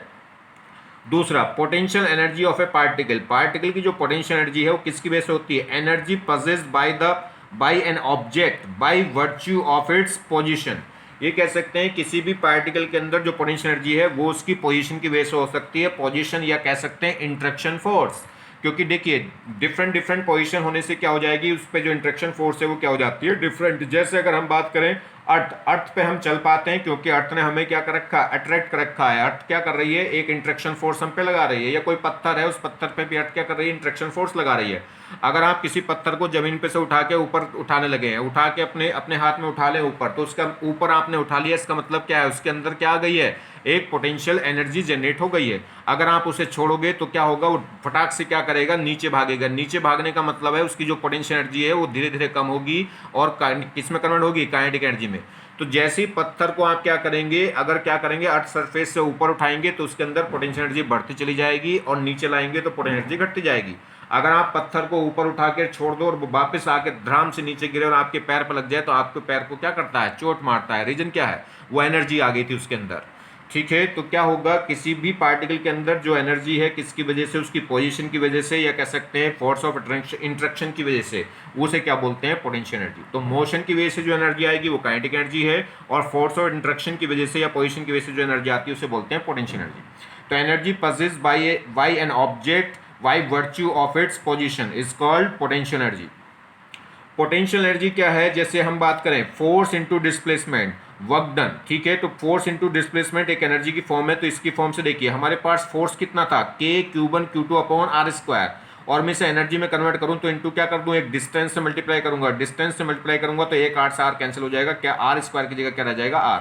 तो जो पोटेंशियल एनर्जी है वो किस फॉर्म में हो जाएगी, K∞Q1Q2/r। फोर्स किस फॉर्म में था, K∞Q1Q2/r² था। चलिए, तो डायमेंशन से मैच कर लेते हैं। Charge in the potential energy, तो कह रहा है कि change in potential energy, potential energy में जो चेंज होगा वो इक्वल होता है वर्क डन के, ठीक है। तो चेंज इन पोटेंशियल एनर्जी वो इक्वल हो जाएगा वर्क डन, या चेंज इन एनर्जी वो इक्वल हो जाता है वर्क डन। चलिए यहाँ देखें, ये कह रहा है तो इस केस में क्या होगा, हमारे पास दो चार्ज पार्टिकल हैं। यहाँ से दो एक क्वेश्चन इंपॉर्टेंट बताऊंगा जो क्या है, बहुत अच्छे एग्जामों में आए हैं। ये दो पॉजिटिव चार्ज पार्टिकल हैं, इनके बीच की सेपरेशन कितनी है, r। तो ये कह रहा है कि एक दूसरे को क्या करेंगे, ये रिपेल करेंगे क्या अट्रैक्ट करेंगे, लाइक चार्ज है तो एक दूसरे को क्या करेंगे, रिपेल, यानी कि दूर जाना चाहेंगे, ठीक है। तो सुनिए, तो इंपॉर्टेंट बात क्या है, distance between charge particle increase. अगर इन दो चार्ज पार्टिकल के बीच में डिस्टेंस बढ़ेगी, तो डिस्टेंस बढ़ेगी तो आर क्या हो गया, आर बढ़ेगा, और आर बढ़ेगा तो पोटेंशियल एनर्जी क्या होगी, घट जाएगी। क्लियर हो गई बात नहीं। अगर आर को मैं क्या करूंगा, बढ़ाऊंगा, तो पोटेंशियल एनर्जी क्या हो जाएगी, घट जाएगी, क्योंकि पोटेंशियल एनर्जी इन्वर्सली प्रोपोर्शनल हो रही है किसके, आर के। तो कह रहा है distance between charge particle increase, तो उस केस में पोटेंशियल एनर्जी क्या हो जाएगी, डिक्रीज। और तो पोटेंशियल एनर्जी अगर हम क्या करें, डिस्टेंस को, अगर डिस्टेंस को हम कर रहे हैं इंक्रीज कर रहे हैं तो पोटेंशियल एनर्जी क्या होगी, डिक्रीज। और डिस्टेंस को मैं डिक्रीज करूंगा तो पोटेंशियल एनर्जी क्या हो जाएगी, इंक्रीज हो जाएगी। मगर ये ध्यान रखना, ये बात कब एप्लीकेबल है, जब दोनों चार्ज की पोलैरिटी क्या है, सेम है। अगर देखिए यहाँ पे अगर दोनों की चार्ज की पोलैरिटी सेम है तो प्लस इंटू प्लस क्या हो जाएगा, प्लस। ये माइनस माइनस है तो माइनस इंटू माइनस क्या हो जाएगा, माइनस। वो माइनस इंटू माइनस क्या हो जाएगा, प्लस। तो उस केस में क्या होगा, डिस्टेंस के बढ़ाने से पोटेंशियल एनर्जी क्या है, घटेगी। मगर अगर कहानी एक प्लस हो जाए और एक क्या हो जाए, माइनस, तो ये प्लस का होगा और ये क्या होगा, माइनस का, तो इन दोनों का जो प्रोडक्ट आएगा वो कैसा आ जाएगा, माइनस। और माइनस में अगर हम क्या करेंगे, डिस्टेंस को मैं क्या करूंगा, डिस्टेंस को अगर मैं क्या करूं, इंक्रीज, डिस्टेंस को इंक्रीज करूंगा तो ये ओवरऑल वैल्यू क्या होगी, घटेगी। और ये ओवरऑल वैल्यू घटेगी मगर किस में, माइनस में। और माइनस में घटने का मतलब क्या है, वैल्यू बढ़ रही है, यानी कि पोटेंशियल एनर्जी बढ़ रही है, क्योंकि -3 बड़ा होगा कि -2, 2 से बड़ा होता है 3, मगर -3 से बड़ा कौन होगा, -2। तो नेगेटिव में घटने का मतलब है पोटेंशियल एनर्जी बढ़ रही है, तो उस केस में कहानी उल्टी हो जाएगी। और वो क्वेश्चन कई जगह बहुत अच्छे एग्जामों में पूछा गया है कि दो प्लस चार्ज पार्टिकल, दो लाइक चार्ज पार्टिकल हैं तो उनके बीच में जो एनर्जी है वो डिस्टेंस के इन्वर्सली चलेगी। मगर दो इन्वर्सली क्या है, दो अगर अनलाइक चार्ज हैं तो उनके बीच में डिस्टेंस के घटाने से एनर्जी घटेगी, बढ़ाने से बढ़ेगी। और अगर लाइक चार्ज है तो डिस्टेंस को घटाएंगे तो वो एनर्जी बढ़ जाएगी, और डिस्टेंस को बढ़ाएंगे तो एनर्जी घट जाएगी, उल्टी। ठीक है, तो अगर डिफरेंट लाइक चार्ज है तो घटाने से, लाइक चार्ज है तो घटाने से बढ़ेगी, बढ़ाने से घटेगी। मगर अनलाइक चार्ज है तो अगर डिस्टेंस घटी तो एनर्जी भी घटी, और डिस्टेंस बढ़ी तो एनर्जी भी क्या होगी, बढ़ेगी। चलिए खैर, तो ध्यान दीजिए, तो जब भी अट्रैक्शन फोर्स होगा, तो अगर अट्रैक्शन फोर्स कब होगा, जब अपोजिट नेचर के फोर्स होंगे, अपोजिट नेचर के फोर्स होंगे तो यहाँ पे साइन क्या आ जाएगा, माइनस, क्योंकि एक प्लस का और एक माइनस का होगा तो यहाँ साइन क्या आ जाएगा, माइनस आ जाएगा। तो उस केस में कहानी उल्टी हो जाएगी, तो एक माइनस और एक प्लस है तो यहाँ ओवरऑल क्या आ जाएगा, माइनस। तो इस केस में अब मैं अगर डिस्टेंस को क्या करूँ, अगर डिस्टेंस को मैं इंक्रीज करूँ तो आर को इंक्रीज करने का मतलब है इसकी ओवरऑल वैल्यू क्या हो रही है, ये ओवरऑल वैल्यू क्या हो गई, नेगेटिव में घटेगी। मगर नेगेटिव में घटने का मतलब होता है वैल्यू बढ़ना, तो पोटेंशियल एनर्जी क्या होगी, इंक्रीज। तो डिस्टेंस आर इंक्रीज, अगर डिस्टेंस आर को मैं इंक्रीज करूंगा तो पोटेंशियल एनर्जी भी क्या हो जाएगी, इंक्रीज हो जाएगी। किस केस में, जब अपोजिट चार्ज, अनलाइक चार्ज थे। और डिस्टेंस अगर डिक्रीज करूंगा, यानी कि आर को क्या करूंगा, डिस्टेंस आर डिक्रीज, तो पोटेंशियल एनर्जी भी क्या हो जाएगी, डिक्रीज हो जाएगी। चलिए, तो ध्यान रखें इस क्वेश्चन को, calculation of distance of the closest approach. एक क्वेश्चन ये आता है कि क्लोजेस्ट अप्रोच, जैसे क्या करा हमने, ये अल्फा पार्टिकल है, इस अल्फा पार्टिकल को एक एटम की तरफ क्या कर दिया था, प्रोजेक्ट कर दिया, ये एटम की तरफ भगा जा रहा, भगा जा रहा, भगा जा रहा, तो इस पे प्लस चार्ज है। मगर न्यूक्लियस पे भी क्या है, ये एटम के अंदर कौन बैठा है, एटम के अंदर बैठा न्यूक्लियस, और न्यूक्लियस पे क्या है, प्लस चार्ज। वो प्लस चार्ज लगातार इसको क्या करेगा, रिपेल, जितना, नहीं कि कहने का मतलब है इसको थप्पड़ मारेगा। ये जितना दूर था तो पहले से डंडा दिखाएगा कि पास आ गया तो मारूंगा, और पास आ गया तो हो सके पत्थर फेंक के मार दे, और पास आ गया तो हो सके डंडा फेंक के मारे, और पास आ गया तो गोली ठा के, यानी कि बंदूक ठा के ले आएगा कि पास मत आ जाना इधर। ठीक है, तो अगर क्या है, तो दुनिया, तो जैसे जैसे क्या है, ये इधर बढ़ेगा तो ये भी प्लस, ये भी प्लस, और डिस्टेंस इनके बीच में क्या हो रही है, डिस्टेंस इनके बीच में क्या होती जा रही है, कम होती जा रही है। डिस्टेंस कम होने का मतलब है कि डिस्टेंस अगर कम होगी तो पोटेंशियल एनर्जी क्या हो जाएगी, इसकी। तो जैसे ऐसे समझो, तो इसमें अगर हम क्या होगा, अगर ये प्लस चार्ज पार्टिकल है तो ये इधर मूव कर रहा था हाई काइनेटिक एनर्जी से, हाई स्पीड से मूव कर रहा था, यानी कि हाई स्पीड का मतलब हाई काइनेटिक एनर्जी, एक हाई काइनेटिक एनर्जी से इधर भाग रहा था न्यूक्लियस की तरफ। अब ये न्यूक्लियस प्लस फोर्स से लगातार इस प्लस को क्या कर रहा है, रिपेल कर रहा है, मतलब इस पर एक उल्टा फोर्स लगा रहा है। उल्टा फोर्स लगाने का मतलब वो इसको क्या कर रहा होगा, डीएक्सिलेट। न्यूक्लियस की वजह से इस पे जो इलेक्ट्रोस्टैटिक फोर्स ऑफ रिपल्शन लगेगी वो उसको क्या करेगी, रिपेल करेगी। देखिए प्लस प्लस का मतलब है दोनों पे, दोनों की पोलैरिटी सेम है, तो डिस्टेंस अगर घटेगी तो पोटेंशियल एनर्जी क्या होगी, बढ़ेगी। डिस्टेंस घटने का मतलब है पोटेंशियल एनर्जी बढ़ेगी, और पोटेंशियल एनर्जी बढ़ेगी तो क्या होगा, काइनेटिक एनर्जी घटेगी, क्योंकि टोटल एनर्जी हमेशा क्या रहती है, कंजर्व रहती है। और टोटल एनर्जी किसी भी सिस्टम की या पार्टिकल की क्या होगी, kinetic energy plus potential energy. अगर पोटेंशियल एनर्जी क्या होगी, पोटेंशियल एनर्जी क्या होगी, बढ़ेगी, तो काइनेटिक एनर्जी क्या होगी बेटा, घटेगी। ठीक है, ये बात समझ में आ रही नहीं, दोनों प्लस प्लस हैं तो इनके बीच में सेपरेशन, जब ये इस की तरफ भागेगा तो इन दोनों के बीच में सेपरेशन घटेगी, तो पोटेंशियल एनर्जी क्या होगी, बढ़ेगी, और पोटेंशियल एनर्जी बढ़ गई तो काइनेटिक एनर्जी घट जाएगी। ऐसे समझो। एक दूसरा तरीका है, जब ये अल्फा पार्टिकल इसकी तरफ एक्सीलरेट हो रहा है तो ये प्लस, इस प्लस को ये न्यूक्लियस का प्लस लगातार रिपेल करेगा। रिपेल करने का मतलब एक अपोजिट डायरेक्शन में क्या लगाएगा, फोर्स। तो जब इस ये मूव कर रहा है किधर, राइट साइड, मगर फोर्स कहाँ लग रहा है उस पर, लेफ्ट साइड, तो लेफ्ट साइड जो फोर्स लगेगा वो राइट साइड के मोशन को क्या करेगा, डी एक्सेलरेट करेगा। तो लगातार इसकी स्पीड कम होगी, लगातार स्पीड कम होगी तो काइनेटिक एनर्जी क्या होती जाएगी, कम। तो जब ये पार्टिकल यहाँ से हाई स्पीड से अल्फा पार्टिकल आया, मान लीजिए इस पॉइंट पे इसकी काइनेटिक एनर्जी K1, जब यहाँ आ गया तो यहाँ काइनेटिक एनर्जी हो गई K2, यहाँ आ गया तो काइनेटिक एनर्जी क्या हो गई, K3। तो जैसे जैसे पास आता जाएगा वैसे वैसे रिटार्डेशन होता जाएगा तो काइनेटिक एनर्जी कम होती जाएगी। तो K1 से छोटी होगी K2, K2 से होगी K3, और जब तक पास जाता रहेगा, जब तक ये मूव करता रहेगा, इस न्यूक्लियस के पास आता जाएगा, जब तक इसकी काइनेटिक एनर्जी जीरो ना हो जाए। इस कंडीशन पर आके इसकी काइनेटिक एनर्जी क्या हो गई, जीरो हो गई। किस कंडीशन पे इसकी काइनेटिक एनर्जी जीरो होगी, जब इसकी सारी की सारी काइनेटिक एनर्जी किस में कन्वर्ट हो चुकी होगी, पोटेंशियल एनर्जी में। आगे बात समझ में नहीं, जब ये इनफाइनाइट डिस्टेंस पे था तो पोटेंशियल एनर्जी क्या मान रहे थे, जीरो, और जब ये पास में आ जाएगा तो पोटेंशियल एनर्जी मैक्सिमम और काइनेटिक एनर्जी क्या हो जाएगी, मिनिमम। तो इसकी काइनेटिक एनर्जी जीरो कब होगी, जब ये सारी की सारी काइनेटिक एनर्जी इसकी पोटेंशियल एनर्जी में कन्वर्ट हो गई होगी। चलिए जी, तो ये पॉजिटिवली चार्ज अल्फा पार्टिकल था, एट इनफाइनाइट डिस्टेंस पे था, इनफाइनाइट डिस्टेंस पे था तो नो रिपल्शन ऑफ फोर्स था। तो इस समय जो काइनेटिक एनर्जी थी वो क्या थी, अल्फा पार्टिकल की मैक्सिमम थी, और कितनी मान लीजिए 1/2 mv², मतलब जहाँ पे m क्या है, मास ऑफ अल्फा पार्टिकल, और v क्या है, जिस स्पीड से ये प्रोजेक्ट करा गया था किसकी तरफ, न्यूक्लियस की तरफ। तो जब ये इन्फिनिटी पे था तो उस समय इन दोनों के बीच में जो रिपल्शन फोर्स था वो जीरो था, यानी कि पोटेंशियल एनर्जी क्या थी, जीरो। तो इनिशियली इसकी इनिशियल काइनेटिक एनर्जी कितनी थी, 1/2 mv², और वो मैक्सिमम थी, और इनिशियल पोटेंशियल एनर्जी क्या थी, जीरो, या कह सकते हैं टोटल एनर्जी कितनी किसके इक्वल थी, सिर्फ और सिर्फ काइनेटिक एनर्जी के इक्वल थी, क्योंकि टोटल एनर्जी आएगी kinetic energy plus potential energy. Potential energy infinity पे जीरो है तो मैक्सिमम काइनेटिक एनर्जी के इक्वली क्या हो गई, टोटल एनर्जी हो गई थी 1/2 mv²। अब यहाँ पे क्या होगा, जहाँ पे इस क्या होगा, जहाँ पे इसकी काइनेटिक एनर्जी जीरो हो जाएगी तो उस समय अब इसका मोशन बंद हो जाएगा। तो यही क्या होगी, न्यूक्लियस से इस अल्फा पार्टिकल के बीच की कम से कम मिनिमम पॉसिबल डिस्टेंस होगी, ठीक है। जिस समय तो ये न्यूक्लियस है, न्यूक्लियस से जिस डिस्टेंस पे इसकी काइनेटिक एनर्जी आके जीरो हो जाएगी वही डिस्टेंस क्या कहलाएगी, इसकी इस क्लोजेस्ट अप्रोच कहलाएगी, यानी कि मैक्सिमम ज़्यादा से ज़्यादा अल्फा पार्टिकल कितने नज़दीक जा सकता है, किसके, न्यूक्लियस के। क्या न्यूक्लियस से टकरा सकता है, नहीं, कभी भी नहीं टकरा सकता, क्योंकि अगर ये अल्फा पार्टिकल न्यूक्लियस से टकरा गया तो ये आर क्या हो जाएगी, जीरो, और किसी के भी अपोन में जीरो हो जाए तो पोटेंशियल एनर्जी क्या हो जाएगी, इनफाइनाइट, और इन्फिनिटी डिफाइन नहीं होती, ठीक है, तो इनफाइनाइट पोटेंशियल एनर्जी नहीं हो सकती। तो इसलिए ये कभी भी अल्फा पार्टिकल न्यूक्लियस से जाके सीधा डायरेक्ट टकरा नहीं सकता। कह सकते हैं अल्फा पार्टिकल और न्यूक्लियस के बीच की डिस्टेंस जीरो नहीं हो सकती, तो कुछ ना कुछ डिस्टेंस बच जाएगी। जो डिस्टेंस बचेगी वही कहलाता है न्यूक्लियस की रेडियस। वो जो डिस्टेंस बचेगी वही क्या कहलाती है, जो क्लोजेस्ट अप्रोच डिस्टेंस है, जो कैलकुलेशन किसकी, डिस्टेंस ऑफ क्लोजेस्ट अप्रोच है, वही क्या होती है एक्चुअल में, न्यूक्लियस की डिस्टेंस होती है, यानी कि जिसके अंदर, इसीलिए तो न्यूक्लियस के अंदर इलेक्ट्रॉन नहीं जा सकते कभी भी अल्फा पार्टिकल दूसरा। तो जो क्लोजेस्ट अप्रोच है वही क्या होता है, न्यूक्लियस की डिस्टेंस होती है, या न्यूक्लियस की रेडियस कहलाती है। चलिए सुनते हैं, कैलकुलेशन करते हैं। m क्या था, mass of alpha particle, v क्या थी, वेलोसिटी ऑफ अल्फा पार्टिकल थी। तो काइनेटिक एनर्जी ये कह सकते हैं maximum kinetic energy, maximum kinetic energy equal होनी चाहिए मैक्सिमम पोटेंशियल एनर्जी की। काइनेटिक एनर्जी मैक्सिमम कब होगी, जब पोटेंशियल एनर्जी क्या होगी, मिनिमम, यानी कि जीरो। और पोटेंशियल एनर्जी मैक्सिमम कब होगी, जब काइनेटिक एनर्जी क्या हो जाए, मिनिमम, और मिनिमम कितनी हो सकती है, जीरो। चलिए, तो अब काइनेटिक मैक्सिमम काइनेटिक एनर्जी तो हमने कितनी ले ली, जब वो इन्फिनिटी पे था तब उसकी जो एनर्जी काइनेटिक एनर्जी तो मैक्सिमम थी कितनी, 1/2 mv², वो इक्वल होगी maximum potential energy. Maximum potential energy कब होगी, जब यहाँ के काइनेटिक एनर्जी क्या हो जाए, जीरो, यानी कि ये क्लोजेस्ट डिस्टेंस पर आकर रुक जाए। जब अल्फा पार्टिकल और न्यूक्लियस के बीच में जो मिनिमम पॉसिबल डिस्टेंस होगी उस समय क्या होगी, इस अल्फा पार्टिकल की पोटेंशियल एनर्जी क्या हो जाएगी, मैक्सिमम। तो पोटेंशियल एनर्जी का फॉर्मूला होता है कितना, K(Q1Q2)/R।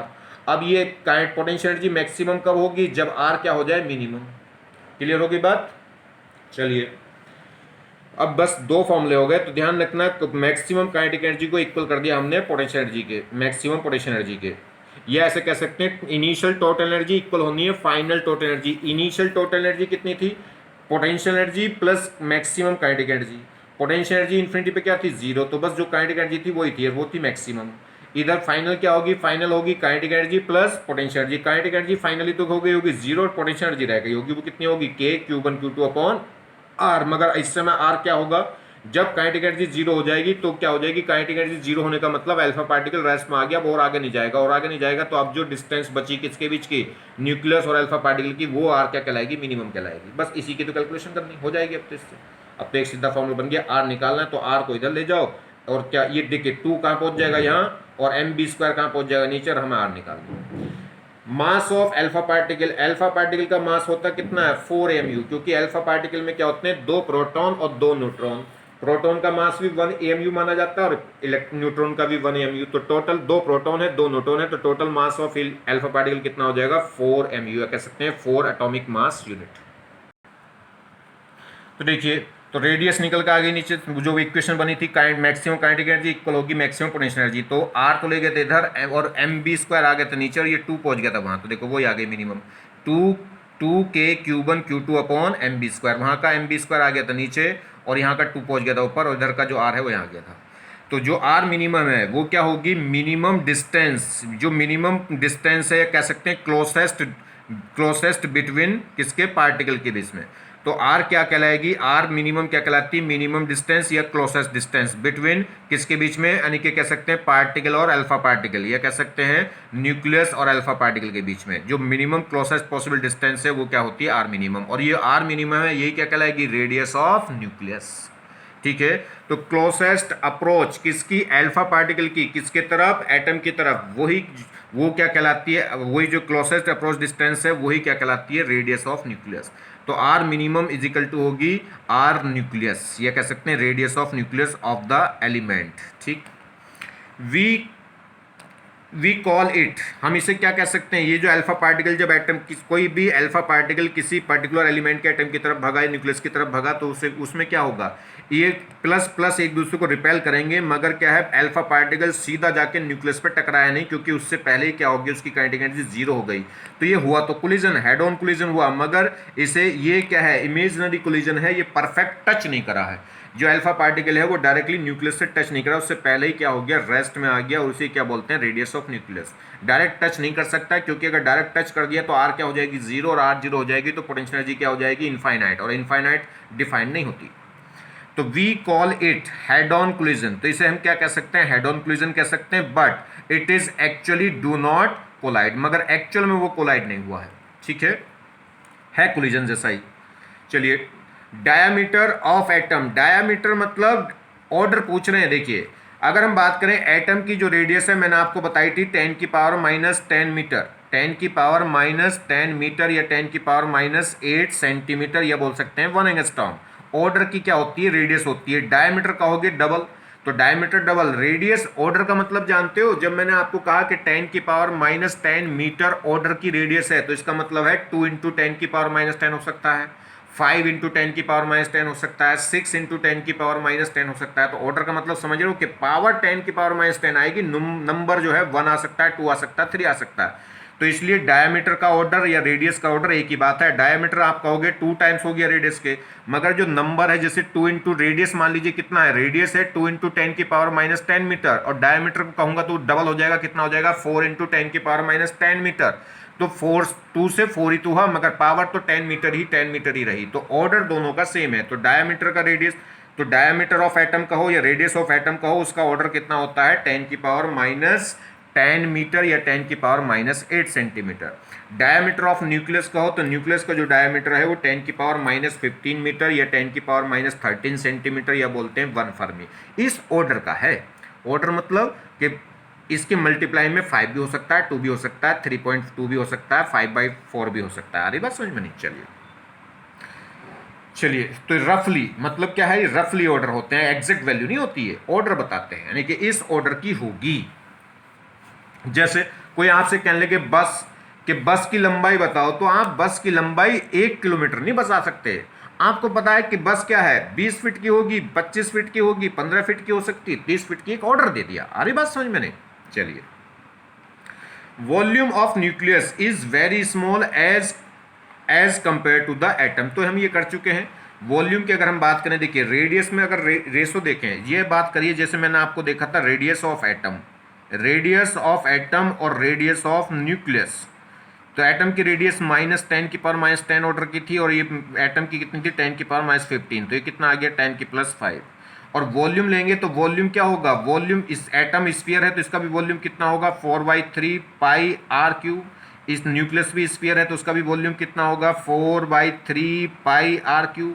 तो अगर मैं वॉल्यूम का रेडियस देखूं तो वॉल्यूम ऑफ एटम और वॉल्यूम ऑफ न्यूक्लियस, तो क्या होगा, ये तो कट हो जाएंगे, बस आर बचेगा, तो आर ऑफ एटम और आर ऑफ न्यूक्लियस, इनका क्या होगा क्यूब, और रेडियस का रेशो कितना है 10⁵, तो यहाँ क्या आ जाएगा 10⁵ का क्या हो जाएगा क्यूब, तो वो कितना हो जाएगा 10⁵। तो एटम का जो वॉल्यूम है वो न्यूक्लियस के वॉल्यूम से कितने टाइम्स ग्रेटर होगा 10⁵, या उल्टा कह लो, तो वॉल्यूम ऑफ न्यूक्लियस वो क्या होगा, वॉल्यूम ऑफ एटम से कितना होगा 10⁻⁻15 टाइम्स क्या होगा, छोटा होगा। तो एटम का वॉल्यूम न्यूक्लियस के वॉल्यूम के कितने टाइम्स होगा 10⁻15, या न्यूक्लियस का जो वॉल्यूम है वो एटम के वॉल्यूम के कितने टाइम्स होगा 10⁻⁻15, या कह लो डिवाइड कह लो, ठीक है। तो इनका जो रेशो होगा वो ये आ जाएगा। तो न्यूक्लियस का वॉल्यूम क्या होगा, छोटा होगा, और एटम का वॉल्यूम क्या होगा, बड़ा होगा। चलिए जी, तो volume of nucleus is very small as compare to the atom. तो वॉल्यूम न्यूक्लियस का जो वॉल्यूम है बहुत छोटा होता है किससे, एटम के वॉल्यूम से। और कितना रेशो होता है, जो न्यूक्लियस का वॉल्यूम होगा, न्यूक्लियस वॉल्यूम ऑफ न्यूक्लियस होगा वो इक्वल होता है 10⁻15 times of volume of atom. Next, अब बात करते हैं वेव। वेव क्या होता है, एक मोड है, एक तरीका है, एक ढंग है एनर्जी को एक पॉइंट से दूसरे पॉइंट पे पहुंचाने का, ठीक है। जैसे पैसे को एक पॉइंट से दूसरे पॉइंट को पहुंचाने के कई रूप होते हैं, डायरेक्ट पैसे के फॉर्म में, डायरेक्ट कपड़ों के फॉर्म में, या लड्डुओं के फॉर्म में, ठीक है, या जेवर के फॉर्म में, ठीक है। रिश्वत के बहुत तरीके हैं। ऐसी क्या है, वेव का है एनर्जी का एक तरीका है, एक ढंग है किसी एनर्जी को एक पॉइंट से दूसरे पॉइंट पे ट्रांसफर करने का, ठीक है। जैसे अगर हम बात करते हैं तो देखिए, तो वेव है क्या, मोड ऑफ एनर्जी। मोड है यानी कि फॉर्म है, मोड मतलब फॉर्म किसकी, एनर्जी की। तो वेव क्या है, mode of energy transmission from one place to another place without displacement of matter. बगैर मैटर के डिस्प्लेस हुए, मतलब मीडियम पार्टिकल के विदाउट डिस्प्लेस हुए, बगैर ट्रांसफर हुए क्या होना है, एनर्जी क्या करना, एक पॉइंट से दूसरे पॉइंट को ट्रांसफर करनी है, इसे क्या बोलते हैं, वेव। तो वेव क्या हुई, मोड ऑफ एनर्जी हुई, जो क्या करती है, transmit from one place to another without displacement of matter. तो बगैर मैटर को डिस्प्लेस किए एक पॉइंट से दूसरे पॉइंट को एनर्जी का ट्रांसफर करना क्या कहलाता है, वेव कहलाता है, ठीक है। चलिए, जैसे ट्रांसवर्स वेव की बात करें, वेव पे अपने चैप्टर है, पूरे एक चैप्टर है कंप्लीट, बड़े तब आप वहां डिटेल में इसे पढ़ेंगे। तो देखिए, तो वेव क्या है, जैसे हमने स्ट्रिंग की बात करें तो स्ट्रिंग का एक कोना आप क्या करें, इस कोने को आप ऐसे हिलाएं ऊपर नीचे, ये देखो पार्टिकल, ये जो कोना है रस्सी का वो यहीं रहेगा। आपके हाथ, अपने हाथ में पकड़ के इसको हिला रहे हैं तो क्या होगा, ये स्ट्रिंग का जो एंड है ये आपके हाथ में रहेगा। जब तक आपके हाथ में रहेगा, इसको हिलाते रहेंगे तो यहाँ से एक वेव जनरेट होगी। और अगर ये पार्टिकल है स्ट्रिंग का, ये पॉइंट है, तो ये पॉइंट इसी पॉइंट पे अप डाउन होता रहेगा मगर आगे नहीं जाएगा, ठीक है। ऐसे ये पॉइंट, ये जो सिरा है ये यहाँ इस स्ट्रिंग पे, इस पॉल पे ऊपर नीचे होता रहेगा मगर आगे नहीं जाएगा। तो मीडियम पार्टिकल, जैसे हम क्या करें, किसी भी स्ट्रिंग को हिलाते हैं तो उसमें एक वेव जनरेट होती है जो इस पॉइंट से इस आगे मूव करेगी। तो वेव तो इधर मूव करेगी मगर रस्सी का जो पार्टिकल है वो आगे मूव नहीं करेगा। रस्सी का जो पार्टिकल है वो वहीं रहेगा, बस ये इस मीन पोजिशन पर अप डाउन होता रहेगा, ठीक है। तो रस्सी क्या करेगी, सिर्फ ऑक्सीलेट करेगी, वो ट्रांसलेट नहीं होगी, मगर इसमें क्या करेगी, एनर्जी इसमें ट्रांसलेट हो जाएगी। इस पॉइंट से यहाँ से आप जब इसको हिलाएंगे तो आपके हाथ से एनर्जी जनरेट होगी, तो ये आगे क्या कर जाएगी, मूव कर जाएगी, ठीक है। चलिए, तो अब इसकी जो वेव है, तो पूरा एक सर्किल, हाफ सर्किल तो देखो ये कहलाया, और हाफ सर्किल ये पूरा एक जो सर्किल है कंप्लीट, उसे बोलते हैं वेव। यह कह सकते हैं, देखिए ये मीन पोजीशन है, स्ट्रिंग बिल्कुल ये पड़ी हुई थी और जब इसको हिलाना शुरू किया तो इसका पार्टिकल ऊपर चला गया, नीचे। मैक्सिमम मीन पोजीशन से स्ट्रिंग या मीडियम पार्टिकल का जो मैक्सिमम डिस्टेंस होती है, मीन पॉइंट से, या कह सकते हैं मिड पॉइंट से जो मीडियम पार्टिकल है उसका जो मैक्सिमम डिस्टेंस है या डिस्प्लेसमेंट है, उसे बोलते हैं एम्पलीट्यूड। और जहां पे मैक्सिमम डिस्प्लेसमेंट अप या डाउन, इसे बोलते हैं क्रस्ट। अगर अप पॉजिटिव डायरेक्शन में डिस्प्लेसमेंट है तो क्रस्ट, और नेगेटिव डायरेक्शन में है तो ट्रफ, ठीक है। तो क्रस्ट और ट्रफ दो कंसिक्यूटिव यानी कि क्रस्ट के बीच की डिस्टेंस क्या कहलाती है, वेवलेंथ। या कह सकते हैं एक वेव की जो लेंथ है वो क्या कहलाती है, वेवलेंथ। तो देखिए ये भी एक वेव है, हाफ सर्किल ये और हाफ सर्किल ये, तो ये कंप्लीट एक वेव हो गई। तो यहां से यहां तक की लेंथ क्या कहलाएगी, लैम्डा। या दो सक्सेसिव क्रस्ट के बीच की लेंथ भी क्या कहलाएगी, लैम्डा। कैसे, देखिए यहां से अगर मैं इसको ऐसे मिलाऊं तो ये 1/4, देखिए हाफ वेव तो ये हो गई, और 1/4 ये हो गई, ये हाफ थी, हाफ में से 1/4 वेव ये, और हाफ में से 1/4 ये, 1/4 कितनी हो गई, हाफ, और हाफ ये रही। तो यहां से लेकर यहां तक भी एक वेव हो जाएगी, तो इसकी भी लेंथ क्या कहलाएगी, वेव लेंथ। तो एक वेव की जो लेंथ है वो कहलाती है लैम्डा, और एक वेव होती है कंप्लीट वन सर्किल, या कह सकते हैं दो सक्सेसिव क्रस्ट के बीच के डिस्टेंस या दो सक्सेसिव ट्रफ के बीच के डिस्टेंस क्या कहलाएगी, वेवलेंथ। चलिए, और मीन पोजीशन से जो मैक्सिमम डिस्प्लेसमेंट है वो क्या कहलाता है, एम्पलीट्यूड। एक मीटर के अंदर ऐसी कितनी वेव आ गई हैं, एक मीटर लेंथ के अंदर कितनी वेव आ गई हैं, उसे बोलते हैं वेव नंबर। एक पॉइंट से, किसी भी एक पर्टिकुलर पॉइंट से एक सेकंड में कितनी वेव पास हो गई हैं वो कहलाएगा उसकी, वो कह सकते हैं, उसे बोलते हैं फ्रीक्वेंसी, यानी कि एक सेकंड में। देखिए रिपीट करते हैं, चलिए। वेवलेंथ क्या हुई, distance between two successive peak unit. Peak ये होगी, पीक ये इसे बोल सकते हैं, ये भी पीक है और ये भी पीक है, ये पॉजिटिव डायरेक्शन का पीक है, डाउन डायरेक्शन का। तो ये कह रहा है distance between two successive peak unit क्या कहलाता है, वो क्या कहलाएगा, वेवलेंथ। तो distance between two successive peak, दो सक्सेसिव पीक के बीच की जो डिस्टेंस है उसे क्या बोल सकते हैं, वेवलेंथ, या कह सकते हैं एक वेव की जो लेंथ है वो क्या कहलाती है, वेवलेंथ। यूनिट क्या होगी, लेंथ ही तो है, तो यूनिट, ऐसा यूनिट क्या हो जाएगी, मीटर। वो आप जानते हैं 1 एंगस्ट्रॉम में दे सकता है, एक एंगस्ट्रॉम में कितने मीटर होते हैं, 10⁻⁻10 मीटर। ये 1 नैनोमीटर की फॉर्म में दे सकता है, ये भी क्या है, लेंथ की यूनिट है। तो 1 नैनोमीटर में कितने मीटर होते हैं, 10⁻⁹ मीटर। यह 1 पिकोमीटर दे सकता है, पिकोमीटर का मतलब होता है 10⁻12 मीटर। चलिए, वेव नंबर क्या है, एक मीटर लेंथ में कितनी वेव आ गई हैं, एक मीटर की लेंथ में कितनी वेव आ जाएंगी, या कह सकते हैं एक मीटर स्ट्रिंग में कितनी वेव आ रही होंगी, उसे बोलते हैं वेव नंबर।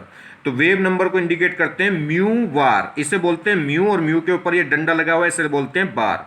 तो म्यू बार क्या होगा, ये क्या, नंबर ऑफ वेव निकालना, तो क्या होगा, डिस्टेंस अपॉन एक वेव की लेंथ। भाई एक मीटर लेंथ में निकालना कितनी वेव है, उसे क्या बोलते हैं, वेव नंबर। तो 1 मीटर की लेंथ, तो नहीं, डिस्टेंस अपॉन एक length upon total length upon 1 wave length. तो टोटल लेंथ तो कितनी है 1, और एक वेव की लेंथ कितनी है, लैम्डा। तो 1 अपॉन लैम्डा क्या कहलाएगी, वेव नंबर। तो वेव नंबर म्यू बार कितना होता है, 1 अपॉन लैम्डा। यूनिट क्या हो जाएगी इसकी, मीटर इनवर्स।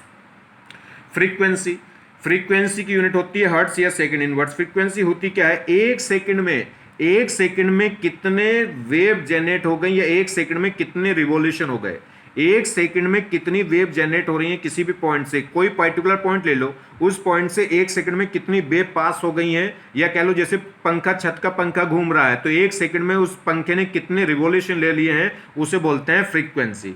तो नंबर ऑफ साइकिल, एक वेव को पूरी एक साइकिल, एक वेव कब कंप्लीट होती है, जब पूरी एक साइकिल कंप्लीट हो जाए। तो नंबर ऑफ साइकिल पर सेकेंड इज कॉल्ड फ्रीक्वेंसी, या कह सकते हैं number of waves passing through one point.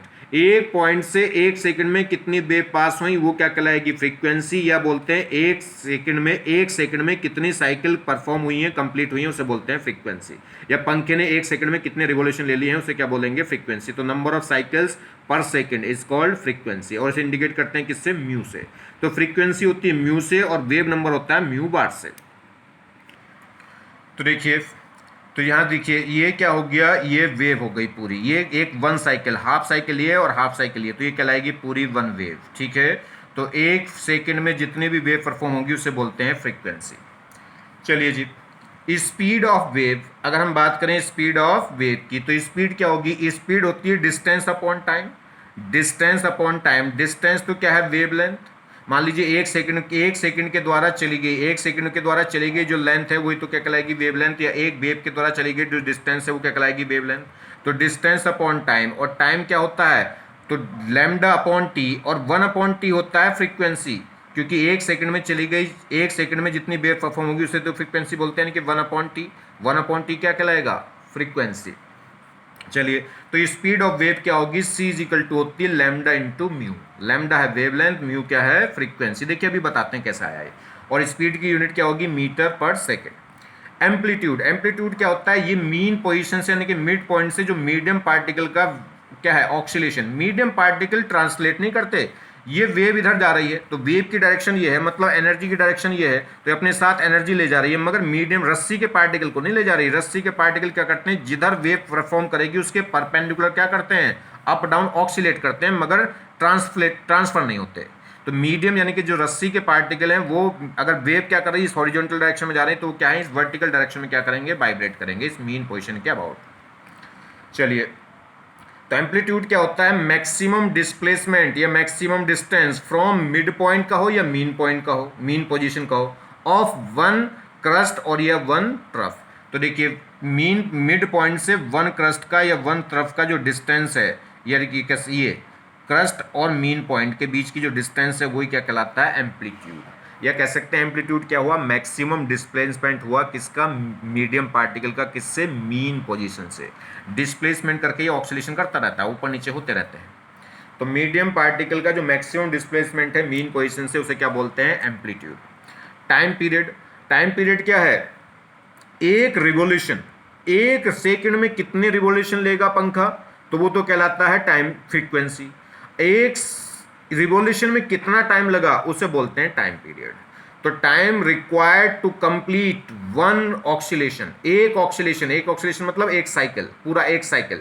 जैसे यहां से ऊपर गया, ऊपर से नीचे आया, नीचे से फिर यहां गया, फिर यहां, देखो मीन से ऊपर, ऊपर से फिर मीन पे, मीन से फिर डाउन और डाउन से फिर मीन, ये पूरा कहलाएगा एक चक्कर, एक साइकिल। ये ऐसे कह लो, यहां से ये आई वेव और यहां से ये आई, ये पूरा कहलाता है वन साइकिल। तो एक साइकिल को कंप्लीट करने में जितना टाइम लगेगा वो कहलाएगा, वो क्या कहलाता है, टाइम पीरियड। तो time required for completion of one oscillation, एक ऑक्सीलेशन को कंप्लीट करने में या एक साइकिल को कंप्लीट करने में या एक वेव को कंप्लीट परफॉर्म करने में जो टाइम लगेगा वो क्या कहलाएगा, टाइम पीरियड। और टाइम पीरियड क्या होगा, 1/μ। तो देख लीजिए वन, जब यहाँ पे क्या था हमारे पास, क्या था, c था, यानी कि lambda upon distance upon time. Speed किससे निकलेगी, डिस्टेंस अपॉन टाइम से। तो अब 1/t को हम क्या कह सकते हैं, म्यू कह सकते हैं। तो देखिए आ गई थी डायरेक्शन। तो c क्या हो गया, लैम्डा म्यू, या आप यहां से रख सकते हैं जी म्यू होगा c/λ, म्यू हो जाएगा c/λ। जोन सा भी तो आपको फॉर्मूला अच्छा लगे वो याद कर लो। तो म्यू c/λ, इसी को हम लेके चलेंगे, म्यू c/λ। नेक्स्ट, तो देखिए कुछ मैंने बेसिक सी बातें बता दी हैं, इन पे बहुत सारी अच्छी अच्छी सी प्रॉब्लम मैं कराऊंगा, किसमें, रिवीजन क्लास में। तो मैंने आपको बताया है कि एटॉमिक स्ट्रक्चर दो तरीके से डालेंगे, एक तो ये डालना शुरू कर दिया है, इसमें जो बेसिक सी मेन सी थ्योरी हैं, ऐसा नहीं कि इसमें बहुत अच्छी बातें आएंगी, मेन बात तो थ्योरी ही होती है चैप्टर की, ठीक है। और रिवीजन में इन पे हम क्वेश्चन प्रॉब्लम्स आपको करा देंगे, एनसीईआरटी की भी और जो प्रीवियस ईयर में जो भी अच्छी मोस्टली कुछ प्रॉब्लम है, इससे मतलब नहीं कि कौन सी प्रॉब्लम कहाँ की है, ठीक है। जो भी आपके लिए बेस्ट होगा, जिससे आपको चीज़ें समझ में आ जाएं, वो रिवीजन क्लास में नंबर ऑफ न्यूमेरिकल्स ज़्यादा नहीं कि आप क्या करेंगे, हम करेंगे हैंडल कैसे करते हैं प्रॉब्लम्स को, तो वो रिवीजन में बता देंगे इस टॉपिक पे जो जो भी प्रॉब्लम बनेंगी, ठीक है। चलिए, थैंक्स।